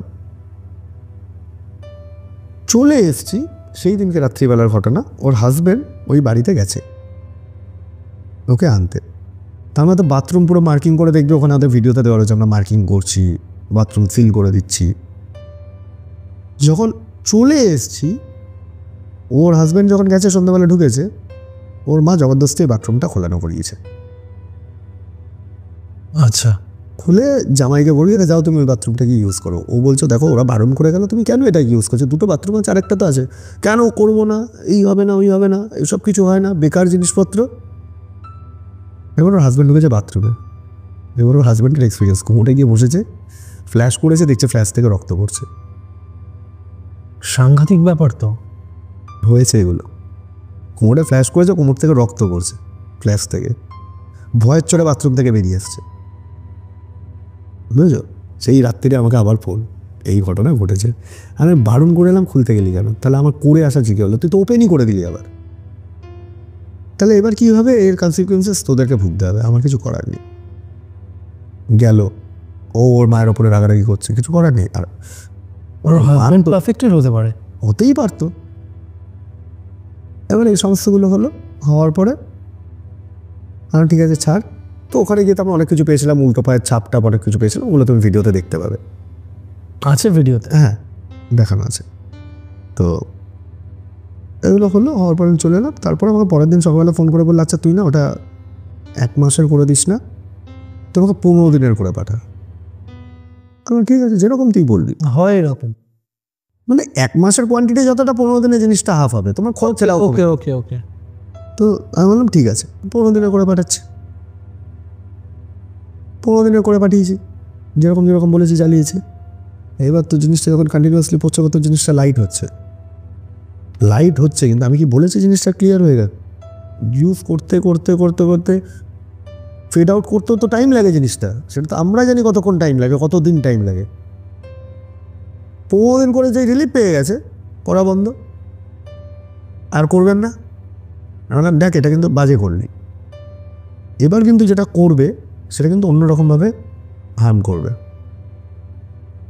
কারণ তুই করলি কি, তুই দাদাগিরি দেখালি, একজন তোর বাড়িতে জবরদখল করে বসেছিল, তুই দাদাগিরি দেখালি, কিছুদিন নিজের তাণ্ডব দেখালি, দেখিয়ে তুই একটু মারধর করে চুপ করে গেলি। এবার কিন্তু ওরা আবার রিটার্ন ফায়ার করবে, ব্যাকফায়ার কিন্তু করবে। এটা কিন্তু ভোগার জন্য রেডি থাকিস। কি করবো, মা বিশ্বাস করছে না, এই করছে না, ওই করছে না, ভাবি যাবি অনেক কিছু হলো। সেটা আমার কিছু করার নেই, আমি তোকে সামনাসামনি দেখিয়ে দিয়েছি, তুই ফলো পেয়েছিস, যেটা দিয়েছিলাম এবার তুই কন্টিনিউ করতে পারলি না রেভিলিফটা। এইবার যেটা হবে সেটার জন্য কিন্তু আমি আর দায়িত্ব নেব না। এরপরে যেটা হলো, আমি ওকে বলেছিলাম তুই বাচ্চাটাকে নিয়ে যাবি না ওই বাড়িতে, কারণ ও বাচ্চাটা খুব ছোটো। আলাম নিয়ে যাবি না, ও কিন্তু এফেক্টেড হবে। রাত্রিবেলা একদিন এই সবগুলো হয়েছে, এরপরে আবার রাত্রিবেলা একদিন ওরা গেছে, শোনেনি, বাচ্চাটাকে নিয়ে গেছে। আচ্ছা, বাচ্চাটাকেও নিয়ে গেছে সঙ্গে করে। মানে যেটা তুমি বারণ করছো ওরা সেটাই করছে, বাচ্চাটাকে নিয়ে গেছে। এবার ওর হাজব্যান্ড আইটি সেক্টরে জব করে, তো লেট নাইট পর্যন্ত কাজকর্ম করতে হয়। তাই দিন রাত্রিবেলা 3টার সময় হঠাৎ দেখছে বাচ্চাটা ঘুমিয়েছিল, যে বাচ্চাটা শটাং করে ঘুম থেকে উঠে বসে গেছে, স্ট্রেট বসে রয়েছে, বসে মাথা নিয়ে এরকম দুলছে বাচ্চাটা। এবার ওর হাজব্যান্ড কি সন্দেহ হচ্ছে, কী দেখছে, যেদিকে বাচ্চাটা মাথাটা তোলাচ্ছে সেই দিকে তাকিয়ে দেখছে একটা কালো শ্যাডো ওদের বেডরুমের দিকে, মানে ড্রয়িং রুম থেকে বেডরুমের দিকে দেখছিল। সেটা আস্তে আস্তে গিয়ে একটা ক্যালেন্ডার রয়েছে, ক্যালেন্ডারটার ভেতরে অ্যাবজর্ব করে গেল। ওকে। তো যেহেতু পাশে ওয়াইফ আছে, বাচ্চা আছে, রাত্রিবেলা প্যানিকড হয়ে যাবে, ওর কিছু বলিনি। বাচ্চাটা করে যাই উঠে বসেছিস কেন, ঘুমা, ওইটুকুনি বাচ্চা তো, ওকে আবার তাহলে শুয়ে দিয়েছে, ও শুয়ে পড়েছে। ওর হাজব্যান্ড ল্যাপটপ বন্ধ করে ঘুমিয়ে পড়েছে রাত্রিবেলা। গিয়েছে এইসব। তারপরে যেটা হলো, বাচ্চাটাকে ওই বাড়িতে নিয়ে গেলি, শরীর খারাপ। ভাবলাম দেখ, যাস না, শুনছিস না, যাস না, করিস না, হলো। এবার খুব বাজেভাবে শরীর খারাপ হলো। তারপর আবার কিছুটা মনের বিশ্বাস ওদের জাগলো। আমি কিন্তু এগুলো আগে প্রেডিক্ট করছি, পরে ঘটনাগুলো ঘটছে। তো এবার বললো ঠিক আছে, যাবো না, এই করবো না। ঠিক আছে, দেখ, না গেলেই মঙ্গল, গেলেও তোর পারলো। বন্ধু হিসেবে সাজেশন দিচ্ছি, নিলে নিবি, না নিলে না নিবি, আমি ফ্রিতে দিচ্ছি, আমি তো আর পয়সা নিচ্ছি না। আর পারলে ওটাকে ক্লিনজিংটা করা, সেটা লামসাম চার্জ হবে, কিন্তু করা, তাহলে থাকতে পারবি। না, মা বাবা বলছে ফ্ল্যাটটা বেচে দাও, চেষ্টা করে দেখ ফ্ল্যাটটা বেচতে পারিস নাকি। ওকে, বেচতে তবে দে, তুই যেখানে যাবি এই এন্ট্রিটি তোদের সঙ্গে যাবে, আর নাহলে যে কোনোভাবে তোদের ফ্ল্যাট কেনাটা আটকে যাবে। আমি মা বাবাকে বলেছি, মা বাবা তো বুঝতে চাইছে না। আমি ট্রাই করে দেখ না, ট্রাই করে দেখ কী হয় কি না হয়, সেটা তো তুই আমার থেকে বেটার কিছু জানবি না, আমি যতটা মানে বুঝবো। তো ঠিক আছে, চেক করেই দেখ কী হয়। তের মাঝখানে আচ্ছা, আমি একটা টপিক মিস করে গেছি। আমরা যাওয়ার আগে ওরা ওখানে একটা লোকাল কোনো কৃষ্ণ মন্দির আছে ওদের ওখানে, সেখান থেকে একজন পুরোহিতকে ডেকে পাঠিয়েছে। সে এসছে, দেখে বলেছে এখানে দানবের বাস আছে। দানবের বলে এবার কিছু সুলেমানি তন্ত্র ফলো করে, কিছু চিরকুটের মধ্যে ছোটো ছোটো করে কিছু অ্যারাবিক ফন্টে কিছু লিখে ঘরের বিভিন্ন দেয়ালে এসে মানে সেলোটেপ দিয়ে মেরে মেরে গেছে, মানে এগুলোকে তুলবেন না। তোর আবার ওটাতে প্যানিকটা হচ্ছে আমরা যদি কোনো কাজ করি তাতে যদি আবার ওটা প্রবলেম হয়, ওটা আবার যদি কেটে যায়। এবার করেছে ধরো তুমি এটা কোথাও বাঁধতে গেছো, তুমি কী করবে? তার এন্টার জোনটাকে বাঁধবে তো, তাহলে তার সারা ঘরটাকে বাঁধবে নাকি তার একটা ঘর বাঁধবে? তুই কী করছে, একটা ঘর কাল বেঁধে দিয়ে চলে গেছে, মানে ওটা করে তুলে মানে তন্ত্রটা একটা রুমের মধ্যে প্রয়োগ করে দিয়ে চলে গেছে যেখানে শুরু হয়েছে জিনিসটা। ও কী করেছে, ওখান থেকে বেরিয়ে গিয়ে বাকি পুরো অ্যাটমসফিয়ারটাকে ক্যাপচার করে নিয়েছে। আচ্ছা, ওখানে আর কিছু হচ্ছে না, এবার হচ্ছে বাকি জায়গাগুলোতে। প্রথম দিকে ওই হয়েছে, এবার প্রত্যেকটা জিনিসের যেমন তাবিজ কবজের কিছু ফিডিং থাকে, সেরকম এইগুলোরও কিছু ফিড থাকে। মানে ওটা অতদিনই কাজ করবে যতদিনও খেতে পারবে। মানে তুমি একটা বাউন্সার রেখেছো ধরো, তাকে তো তুমি কিছু স্যালারি দিয়ে দেবে, নাহলে সে ইনকামটা করবে কি, খাবে কি? আর সে যদি কিছু না খায় তার ভেতরে শক্তিও থাকবে না, তাহলে সে তোমায় প্রোটেক্ট করবে কী করে? তো তাবিজ কবজ মাদুলি বলো বা এগুলো বলো, এগুলোকেও কিছু ন্যাচারাল কিছু জিনিস আছে যেগুলো দিয়ে ফিডিং করা যায়, সেগুলো আমরা নর্মাল লোকেরা জানে না। তারপর ওটারও পাওয়ার একটা সময় শেষ হয়েছে, এবার সারা ঘর জুড়ে তাণ্ডব আরম্ভ হয়েছে। এবার হঠাৎ করে আরম্ভ হয়েছে, তো একটা তো ঘটনা তোমাকে আমি বললাম যে ঘুম থেকে উঠে বসেছিল, আবার ঘুম পাড়িয়ে দিয়েছে, সেন করে ওরকম দেখেছে। তারপর আরেকদিন বাচ্চাটাকে আবার নিয়ে গেছে একদিন, দিয়ে বাচ্চাটাকে বলছে যে তুই ঘুমাচ্ছিস না কেন? ও অনেকক্ষণ ধরে চেষ্টা করছে, বাচ্চাদের যেটা হয় ঘুমাতে চায় না, কিছুতে ঘুমাচ্ছে না। হঠাৎ দেয়ালের দিকে তাকিয়ে দেখছে লেখা রয়েছে স্লিপ। দেওয়ালে পুরো বোল্ড লেটারে লেখা রয়েছে স্লিপ। এটা গেছে, খুব চিন্তায় পড়ে গেছে রাত্রিবেলা। এইবার তো ভাবছে সকাল হবে আর আমি এখান থেকে বেরোবো। এদিকে ওর মা বাবা ফ্ল্যাট বিক্রি করার প্ল্যান করছে। না দেখ, এখন দেখতে যাবি তোর মা কিন্তু কিছুদিনের মধ্যে একটা মেন্টালিটি এরকম আসবে, তখন এত ভয় পাবে, তখন তোর মা যেচে বলবে যে এবার আমি এখান থেকে বেরিয়ে যাব, আমি থাকবো না। ঠিক তাই মানসিকতা পরিবর্তন হচ্ছে। এবার ওর মা ওর বাবাকে ধরেছে, তুমি নতুন ফ্ল্যাট কেন, আমি কিছুতেই থাকবো না। আমি বললাম তুই ফ্ল্যাটটা কিনতে পারবি না, তুই চেষ্টা করে দেখতে পারিস, কোনো না কোনোভাবে তোর বাধা পড়বে, তুই কিনতে পারবি না। যখনই তুই এগোবি কিছু না কিছু করে তোকে বেঁধে দেবে। তারপরও জবরদস্তি গিয়ে ফ্ল্যাট দেখেছে, লোকালটা কাউকে ধরেছে, ধরে ফ্ল্যাট দেখেছে। দেখে যেদিনকে কথাবার্তা ফাইনাল করতে হবে সেদিন দুপুরবেলা আমাকে ফোন করেছে যে এরকম তন্ময় আজকে যাচ্ছি, ফ্ল্যাটটার অ্যাডভান্স করবো। আমি বললাম যা দেখ কতদূর কী হয়, আমি তো জানি ওটা হবে না, পারবে না করতে। তো গেছে, গিয়ে ফাইনাল অ্যাডভান্স পর্যন্ত করে এসছে। এবার যাওয়ার আগে যখন ঘরের ওদের কথাবার্তা বলছে, তাহলে চলো আজকে গিয়ে রেখে আসি সন্ধ্যেবেলা, তাহলে আজকে গিয়ে অ্যাডভান্সগুলো করে আসি সন্ধ্যেবেলা। মানে ওর হাজব্যান্ড, ওর মা বাবা সব এক জায়গায় বসেছে। হঠাৎ করে দেখতে দেওয়ালে লেখা আছে চলো চলো, CHO এলো, চলো। চলো দেখে আসি। এবার ওর দেয়ালে লেখাটা ফুটে উঠেছে চলো। তা আমাকে আবার ঘুরিয়ে ফোন করেছে, দেখ এইরকম একটা লেখা আসছে। আমি যাবে তোদের সঙ্গে, যা ঘুরে আয়, তোদের সঙ্গে যাবে, তোরাও বলেছিস চলো, ও বলেছে চলো, ভয় পাওয়ার কিছু নেই, যা, হবে না আলটিমেটলি, তুই যা ঘুরে আয়। এদিকে অ্যাডভান্স পেমেন্ট হয়ে গেছে। এবার গেছে, এমন গন্ডগোল হয়েছে যে অ্যাডভান্স নিয়ে বসেছিল সে অ্যাডভান্সের পুরো টাকা রিটার্ন করে দিয়েছে। কিছু একটা ব্যাপার নিয়ে কিছু একটা গন্ডগোল হয়েছে, সেটা কি হয়েছে আমি ইন্টারনাল স্টোরিটা জানি না, কিন্তু কিছু এমন কিছু হয়েছে পুরো অ্যাডভান্সের টাকাটা তাকে হাতে ধরে রিটার্ন করে দিয়েছে, দিয়ে বলেছে আমি আর যাকে ফ্ল্যাট বেচছি, না বেচলো আপনাকে বেচবো না। আবার যে তিমিটা ছিল সেই তিমিটা আবার রিটার্ন। এবার আমাকে আবার ধরেছে, বললাম দেখ সলিউশন কিছু নেই, তুই যদি তাবিজ কবজ চাস তাহলে লোকালি অনেক লোকজন বসে রয়েছে, তাদের থেকে নেই, যেটা কাজ হবে না। তার তোকে যদি ক্লিয়ার করতে হয় তাহলে তার কিছু আলাদা প্রসিডিওর আছে, সেই প্রসিডিওর মেনটেন করে তুই যদি করতে চাস তাহলে আমি বলতে পারি সেটা হবে। তো এগুলো খুব ব্যয় সাপেক্ষ জিনিস, কারণ এমন এমন বিরল বিরল জিনিস লাগে, সেগুলো একটা প্রথম কথা খুব এক্সপেন্সিভ। 2 নম্বর হচ্ছে টাইম টেকিং ম্যাটার। ওই ধরো 6 ঘন্টা 7 ঘন্টা ধরে বসে যজ্ঞ করা একজন মিলে হয় না, 3 জন 4 জন লোক লাগে। তারপর হচ্ছে আফটার এফেক্ট, যে করে এলো ক্লিয়ার করে এলো তার একটা আফটার এফেক্ট যে করবে কিন্তু তার উপরেও বর্তাবে। নিজেকে সুস্থ করতে গিয়ে এত টাকা লেগে যায় না খরচা, আমরা তো বাইরে থেকে দেখি এরা এত এত টাকা নিচ্ছে, আর যারা প্রকৃত কাজ করে তারা কিন্তু ওই রকমই তাদের খরচাপাতি পড়ে, কারণ নিজেকে সুস্থ রাখার জন্য অনেক বেশি খরচা করতে হয়। আর একদল লোক এটাকে বাজারু করে ফেলেছে, যেহেতু সবাই নিচ্ছে আমি এর থেকে কমে নেবো না, তাহলে লোকে আমাকে ফেক ভাববে, ওই করতে গিয়ে লোককে লুটে নিচ্ছে। তো যথারীতি এখানেও করেছে, করে বন্ধ, ফ্ল্যাট কেনা হচ্ছে না। এইবার হলো আমার সঙ্গে কথা, তাহলে এবার আমরা ফাইনালি ওটার দিকেই মুভ করব। তাহলে ঠিক আছে কর। কথাবার্তা হলো, সব কিছু হলো, সব ফাইনাল হলো, যাবে, কাজ করাবে। হঠাৎ করে ভদ্রমহিলা আবার বেঁকে বসেছে। মানে ধরো আমার সঙ্গে আজকে তোমার সঙ্গে ফাইনাল কথাবার্তা হয়ে গেল, তুমি বললে তোর মতো কবে যাবে, বললাম অরিত্র তুমি কালকে চলে আসো, কালকে হয়ে যাবে, ডেট ফেট সব ফাইনাল, ঠিক আছে। ঠিক 2 দিন বাদে তোমার মা আবার বিগড়ে গেল, তোমাকে বললো না বাবু ওখানে কাজটা করতে যাবো না, হবে না। আমি এত বিরক্ত হয়ে গেছি, মানে আমি অন ক্যামেরা বলছি তোমাকে এটা, এই স্টোরিটা নিয়ে এত অ্যানালিসিস করেছি, এত কিছু করেছি, আমি এত বিরক্ত হয়ে গেছি, লাস্ট টাইম ওকে বলতে বাধ্য হয়েছে, দেখ তোর সঙ্গে বন্ধু বান্ধবের মতন সম্পর্ক আমরা যখন মেলামেশা করি সেটা তোর সঙ্গে হোল লাইফ থাকবে, সেটা নিয়ে কোনো চাপ নেই, কিন্তু পার্টিকুলার তো ওই ম্যাটারটা নিয়ে আমি আর ইনভলভ হবো না।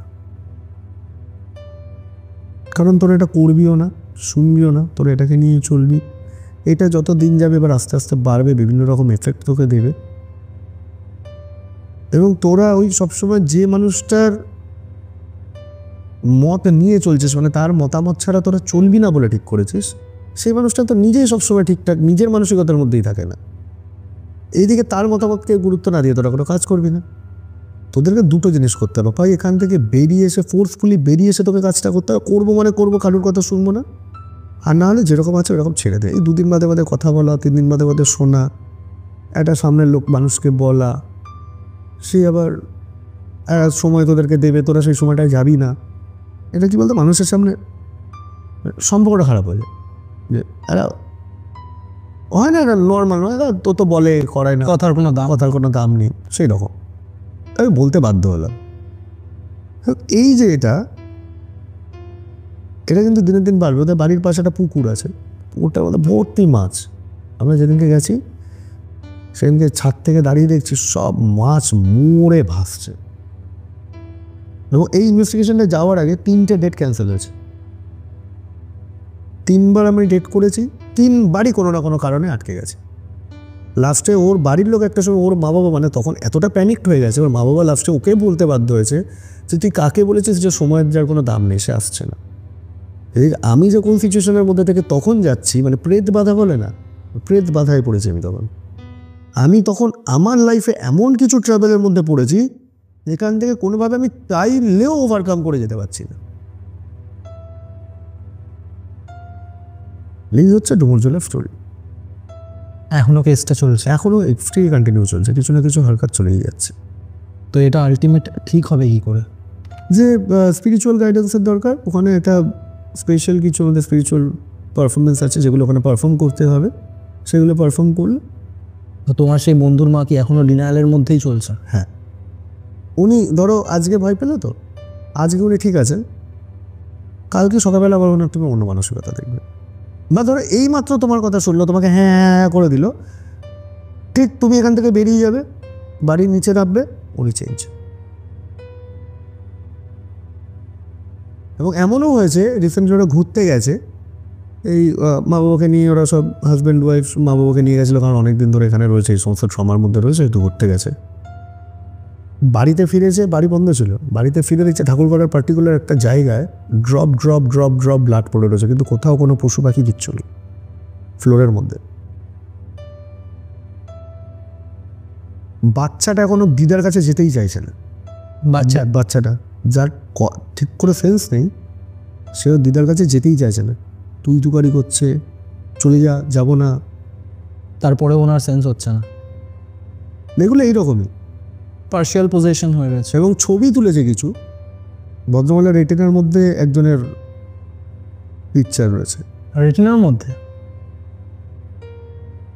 কিন্তু কোনো কারণে ওটা ওর মোবাইলে বোঝা যাচ্ছে পরিষ্কার, যখনই ওই পিকচারটা মানে পাঠাচ্ছে কিছু থ্রুতে, সেটা রেজলিউশন ফল করে যাচ্ছে। হোয়াটসঅ্যাপেও জানো তো কিছু শেয়ার করতে গেলে ওখানে দেখায় যে র ফাইলটা সেন্ড করার জন্য, র ফাইলও পাঠালে রেজলিউশন ফল করে যাচ্ছে। একমাত্র ওর মোবাইল থেকে দেখলে ওটা পরিষ্কার বোঝা যাচ্ছে রেটিনাতে অন্য একজন তান্ত্রিকের ছবি রেটিনার মধ্যে রয়েছে। তান্ত্রিকের মাথায় তিলক ফিলক পড়া তান্ত্রিকের। কারণ এইগুলোকে তুমি পাবলিককে কী করে দেখাবে? আমি তোমাকে হয়তো ছবিটা দিলাম, তুমি তো ওই হেজি পিকচারটাই পাবে, তুমি কী করে কী বুঝবে? উল্টো তুমি আমাকে কি বলবে, সামনে থেকে কেউ যাচ্ছিল, যেহেতু আমাদের আইসটা গ্লসি, তার ইম্প্যাক্টটা পড়েছে, তার ইমপ্রেশনটা পড়েছে, এটা ক্যামেরায় উঠে গেছে রিফ্লেকশনের জন্য। কিন্তু সামনে কোনো লোক নেই, সেখানে হঠাৎ একটা তান্ত্রিকের ছবি কোথা থেকে আসবে? দার্জিলিংয়ে তুমি তান্ত্রিকটা পাবে কোথায়? হার্ডলি আমি মঙ্ক পেতে পারো। তো এইগুলো না অডিয়েন্সকে বুঝিয়ে বলা সম্ভব নয়, মানে যার লাইফের মধ্যে থেকে যায়, অরিজিনাল স্টোরি না তুমি শুনলে বুঝতে পারবে। এটা যেরকম তোমাকে আমি বললাম। তো এই জায়গা থেকে আমি তোমাকে একটা কথা বলতে পারি, মানে আমি বারবার সবাইকে একটা কথা বলি যে প্যারানর্মাল ফিল্ডটা কিন্তু ছেলে খেলা করার কোনো বিষয় না। এক্স্যাক্টলি। কারণ যে গেজেটসগুলো আমরা ইউজ করি, সেই গেজেটসগুলোকে কীভাবে ক্লিনজিং করতে হয়, কীভাবে রাখতে হয়, সেটা ব্যবহার কীভাবে করতে হয়, কোন গেজেটসে মানে কমিউনিকেশন কতটা করা সম্ভব। আর টর্নেডো বলে একটা প্রসেস আছে, জানো এটা? না। পাবজি মোটামুটি আমরা সবাই অল্প বিস্তর খেলেছি। বিন করার পর আমাদের চিকেন ডিনার দেওয়া হতো, চিকেন ডিনার নাম ছিল। ভূতেদের ওটা হচ্ছে চিকেন ডিনার, বিরিয়ানি বলতে পারো। ওকে। যখন কোথাও গিয়ে তুমি কোনো কমিউনিকেশন করছো, কিন্তু কোনোভাবে যে এন্টিটির সঙ্গে কমিউনিকেট করতে যাচ্ছ সে তোমাদের সাথে কমিউনিকেট করতে পারছে না, মানে এনার্জিটা তোমার অ্যাবজর্ব করতে পারছে না, সেক্ষেত্রে তখন তাকে চিকেন ডিনার দেওয়া হয়। সেটা হচ্ছে ট্রায়াঙ্গেল শেপে তিনজন তিনটে কোণে দাঁড়াবে, যেটা থ্রুতে কমিউনিকেশন করছো সেটা মিডিলে থাকবে। লেজার বিম, তিনজনের হাতে তিনটে লেজার বিম থাকবে, একজন আরেকজনের ওপরে ফেলবে। তাহলে ট্রায়াঙ্গেল শেপ তৈরি হলো লেজারে। লাইট, এনার্জি, তিনটে ট্রায়াঙ্গেল, মিডিলে তোমার ফোর্স। তেমন মিডিলে যদি এন্টিটিটা থাকে কমিউনিকেশন করার জন্য, ওটার মাঝখানে আছে তো তিন দিক থেকে লাইট লেজার বিমটা ঘিরে রয়েছে। লেজার বিমটা ক্রিয়েট হয় কী করে? ম্যাগনিফাই করে তো, তার মানে ওর পাওয়ারটা অনেক হাই, ওই এনার্জিটাকে নেবে, নিয়ে তোমার সাথে কমিউনিকেট করবে। তাহলে তো আমি দুটো কাঁচ দাঁড় করিয়েও তো সেই একই রকমভাবে ট্রায়াঙ্গল ক্রিয়েট করতে পারি না লেজারের? না, ওটা হচ্ছে একটা পার্টিকুলার কোণ। তুমি লেজারে যে ট্রায়াঙ্গেলটা করবে গ্লাস দিয়ে করার থেকে তোমার বডির এনার্জি তো এত হাই, তো গ্লাসের তো নিজের কোনো এনার্জি নেই, ওটা তো জড় বস্তু। এখানে তোমার বডির একটা অরা আছে, সেই অরা আর ওই লাইটটা গিয়ে ওটাকে ডবল বাড়িয়ে দিচ্ছে পাওয়ারটাকে। এখন তো আমি বলে দিলাম এটা অন ক্যামেরা, এখন কালকে গিয়ে কেউ করতে গেল, ডেকে তো নিলি, রিটার্নটা করবি কী করে? কলিং করলে তাকে তো বাড়িও পাঠাতে হবে। এই প্রসেসটাই তো অনেকে জানে না। পাঠানোর প্রসেসটা 90% মানুষ জানে না, না জানানোর জন্যেই বিপদে পড়ে, করে আসে, তারপর এটাকে নিয়ে ফলো করে। আর একটা সময় পরে যখন প্রচণ্ডভাবে ফেসে যায়, তখন দেখবে এখান থেকে আস্তে করে দূরে সরে যায়।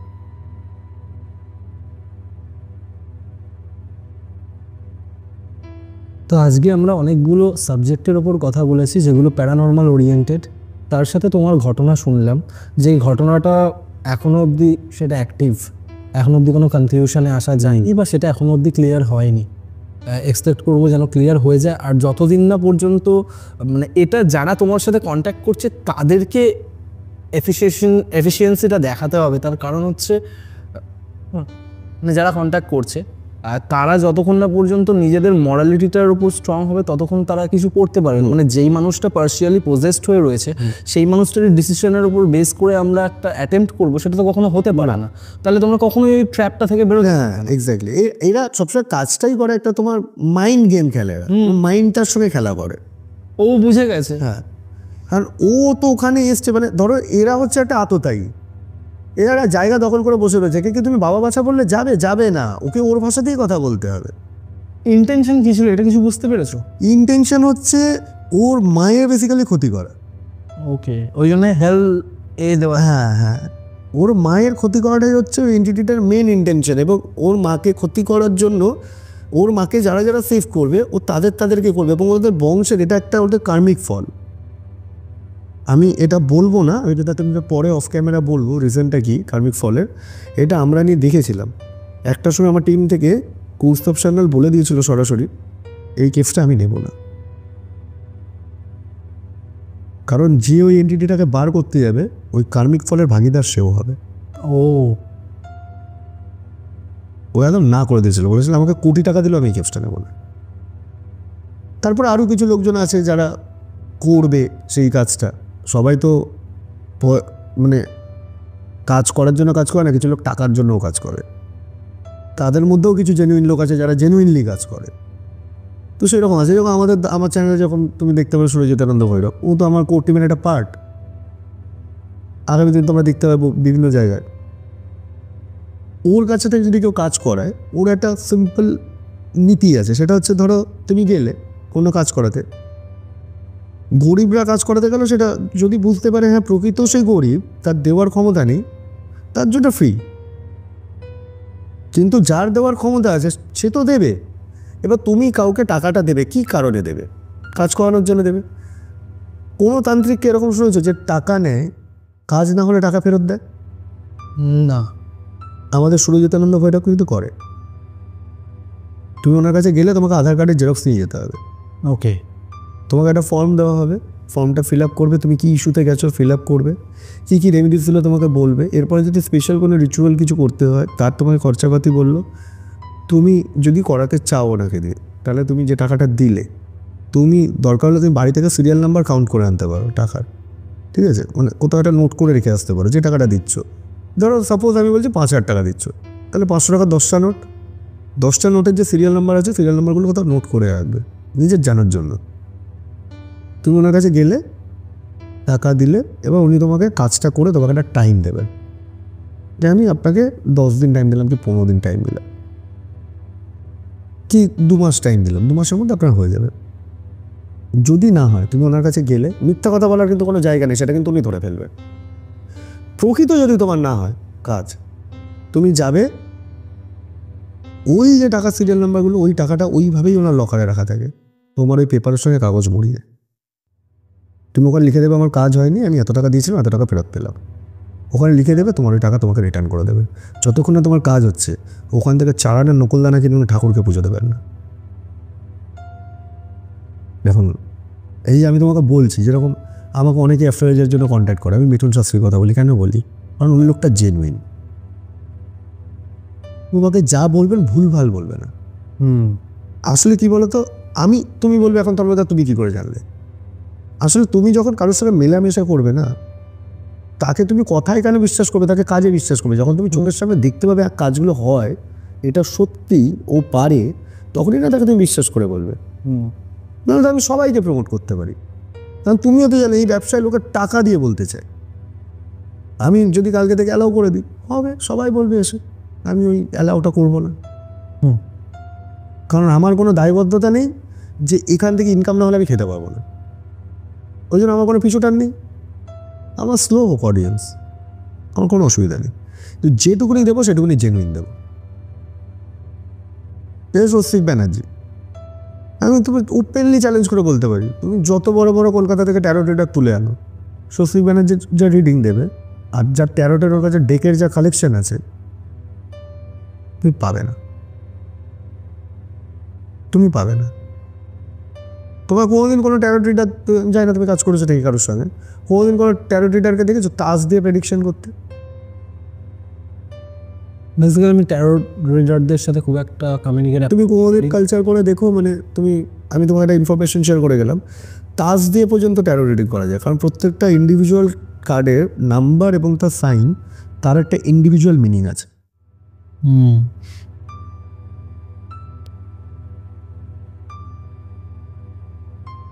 এইবার তোমার সঙ্গে যে কথাবার্তাগুলো হচ্ছে, আমি একদম লাস্ট টপিকে আসছি, যেটা তুমি তুলেছিলে নজর।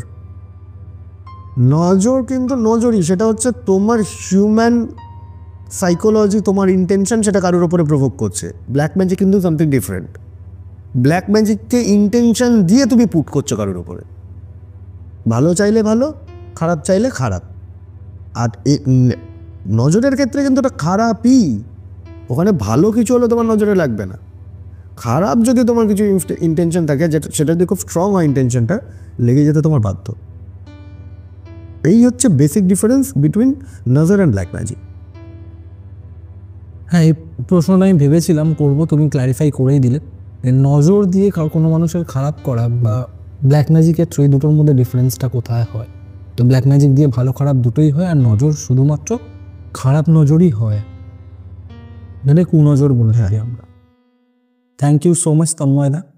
আজকে অনেক দিন পর ভীষণ বড় একটা এপিসোড আমরা বানিয়েছি, যেখানে কোথাও না কোথাও আমি হয়তো কোনো শেপে বেঁধে রাখতে চাইনি আজকের এপিসোডটা তোমার সাথে। তো সেই কারণে আমি যতটা চলছিল তোমার সাথে আমার কনভারসেশন, ভীষণ একটা কনভারসেশন চলছিল। এখানে আমরা এক প্রকার আড্ডাই দিলাম। তো ভীষণ ভালো লাগলো আজকে তোমার সাথে কথা বলে। ইন ফিউচারে আরও ইনভেস্টিগেশন স্টোরি বা তুমি হয়তো ইন ফিউচার আরও ইনভেস্টিগেশন করবে বা নতুন ঘটনা তুমি হয়তো এসে শোনাবে। অবভিয়াসলি তোমার ঘটনা জেনুইন থাকে, সেটা যারা শুনেছে বা যারা শোনে তারা জানে, ঠিক আছে? তো এখানে তো যতক্ষণ না তুমি নতুন কোনো ইনভেস্টিগেশন করছো ততক্ষণ তুমি এসে বলতে পারবে না। তো আমিও চাইবো নতুন ইনভেস্টিগেশন করো, বা আমার এরপর তোমার সাথে প্র্যাকটিক্যালি কিছু করার ইচ্ছা রয়েছে। দেখি ডেফিনেটলি আমরা খুব তাড়াতাড়ি একটা রানীগঞ্জের প্ল্যান করছি। রানীগঞ্জে এক রাত্রে আমরা 3টে শ্মশানকে ইনভেস্টিগেট করবো। ওকে, সেটার জন্য আমরা কিছু গেজেটস আনাচ্ছি, প্লাস আমাদের একজন টিম মেম্বার সেই কিছু গেজেটসকে ডেভেলপও করছে। আগামী দিন আমরা আনবো। মানে তোমরা এতদিন হয়তো প্যারানরমাল ইনভেস্টিগেশনে দেখেছো যে সাউন্ডকে ক্যাপচার করা হয় ডিক্টাফোনের মাধ্যমে, বা বিলো 16 হার্টজ যে রেকর্ডারগুলো আছে সেগুলো দিয়ে আলট্রাসনিক সাউন্ড ফোনগুলো রেকর্ড করা হয়।